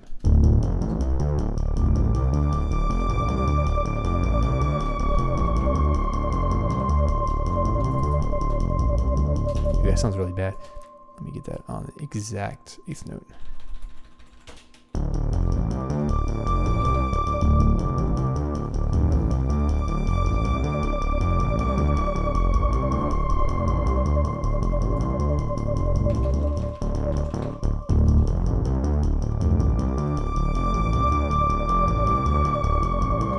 Man, why is that so off?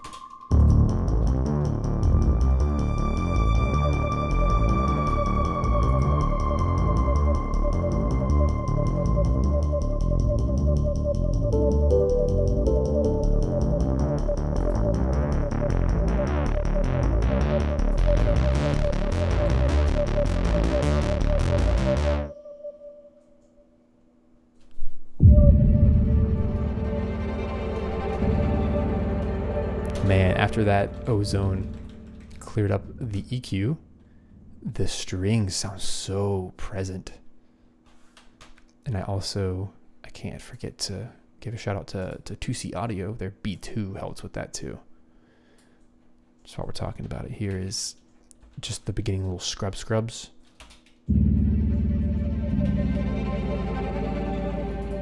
what happens if we turn off B2.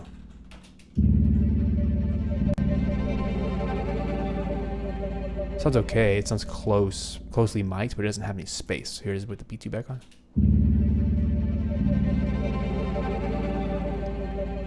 It has this nice, like, this breath. Musicality, I think. Cool. Let's call it a day, guys. Bum, ba-dum, bum, bum, bum, bum, bum, bum. I'm happy with that. How about you? I think that turned out really nice. Let's call it a day. All right, guys. Well, thank you so much for being a part of this stream. This is the final part, part 3, which means right after this, I'll be posting the final video for the competition, and you'll get to hear it in its full mixed glory. I know that live streaming has a way of reducing the quality because it takes my 48K 24-bit sample rate piece of music and it compresses it down to 720p video quality, and that's not very good, right? But hey, thanks for the subscribe. A bunch of you guys have been I've been subscribing during the stream, and I appreciate that. And as always, check out or hit the little notification bell here on YouTube for my channel if you'd like to be a part of more streams like this. I do my very best to be consistent with streams, but let's be totally honest, during this season of COVID-19 and social distancing, my schedule is totally up in the air with the full family here at home at all times. So I just kind of do these whenever I can. The goal is always at least once a week on Tuesdays, 12 p.m. Eastern Standard Time. But whenever I can, I hop in on the other days as well. We do lots of things here. We do film, TV, video games, and podcasts because I'm actively working in all of those things. Speaking of which, after this, I have a podcast to go write for. So that's just my life. Do lots of things. It's a lot of fun. So I'm going to submit this final competition, put the little hashtags, and hopefully you'll check out that final video and leave your comments on what you think. So I appreciate you guys being a part of this. It's been a lot of fun, and I'll always be looking out for more scoring competitions to toss your way. So if you're not part of the Screen Music Academy, go to stevemelin.com/SMA, and you can come join the Screen Music Academy for free on the Discord server or the Facebook group. And we talk about stuff like this on how to mix and how to produce, how to write, how to compose, how to make cool music. So come be a part of that. We'd love to have you there. I already see a bunch of you guys that are from the SMA hanging out here with us today.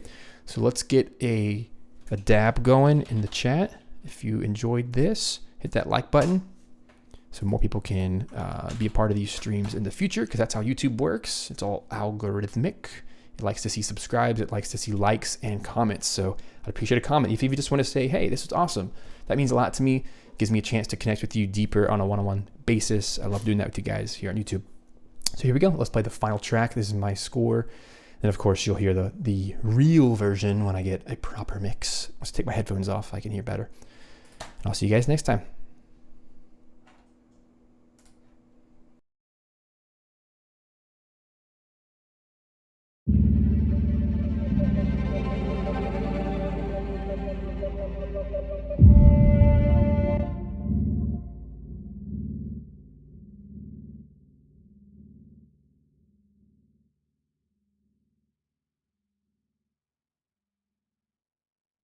Approaching now.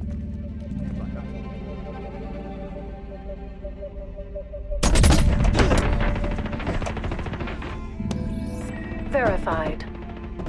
Enable semi-automatic control. Disable safety features. Maximum speed. Go.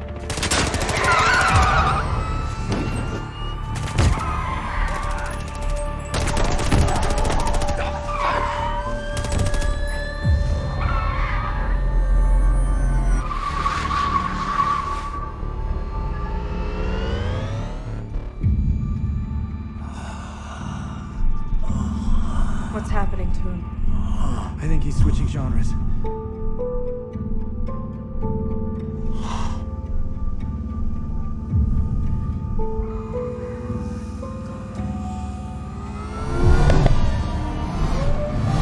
We need distance.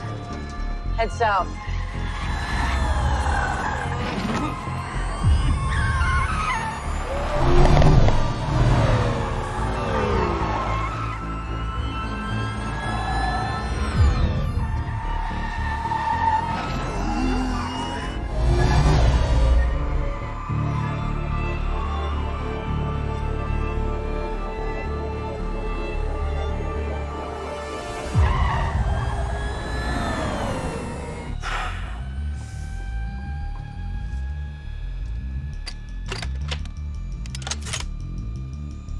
Is that a standard issue? No. It's not.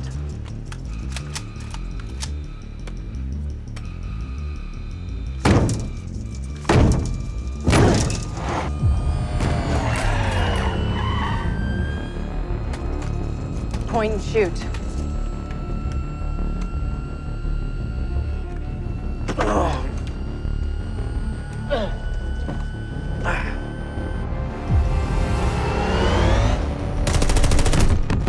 Police ahead. Maintain speed. Maintaining speed. Sharp left. Now.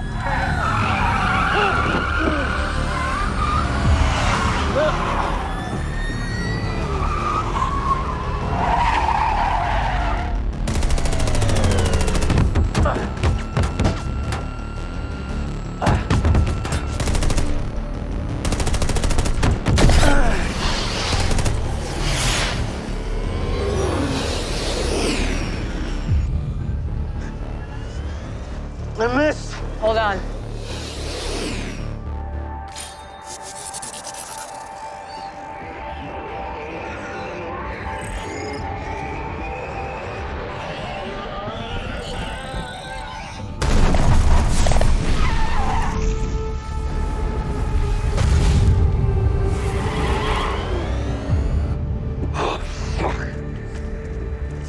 All right, I need you. Drop in, intersect, maximum speed.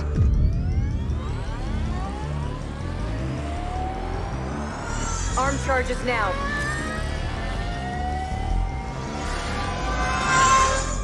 Accelerate. Acceleration at 90%. More. 94%. More. 98%. Stop.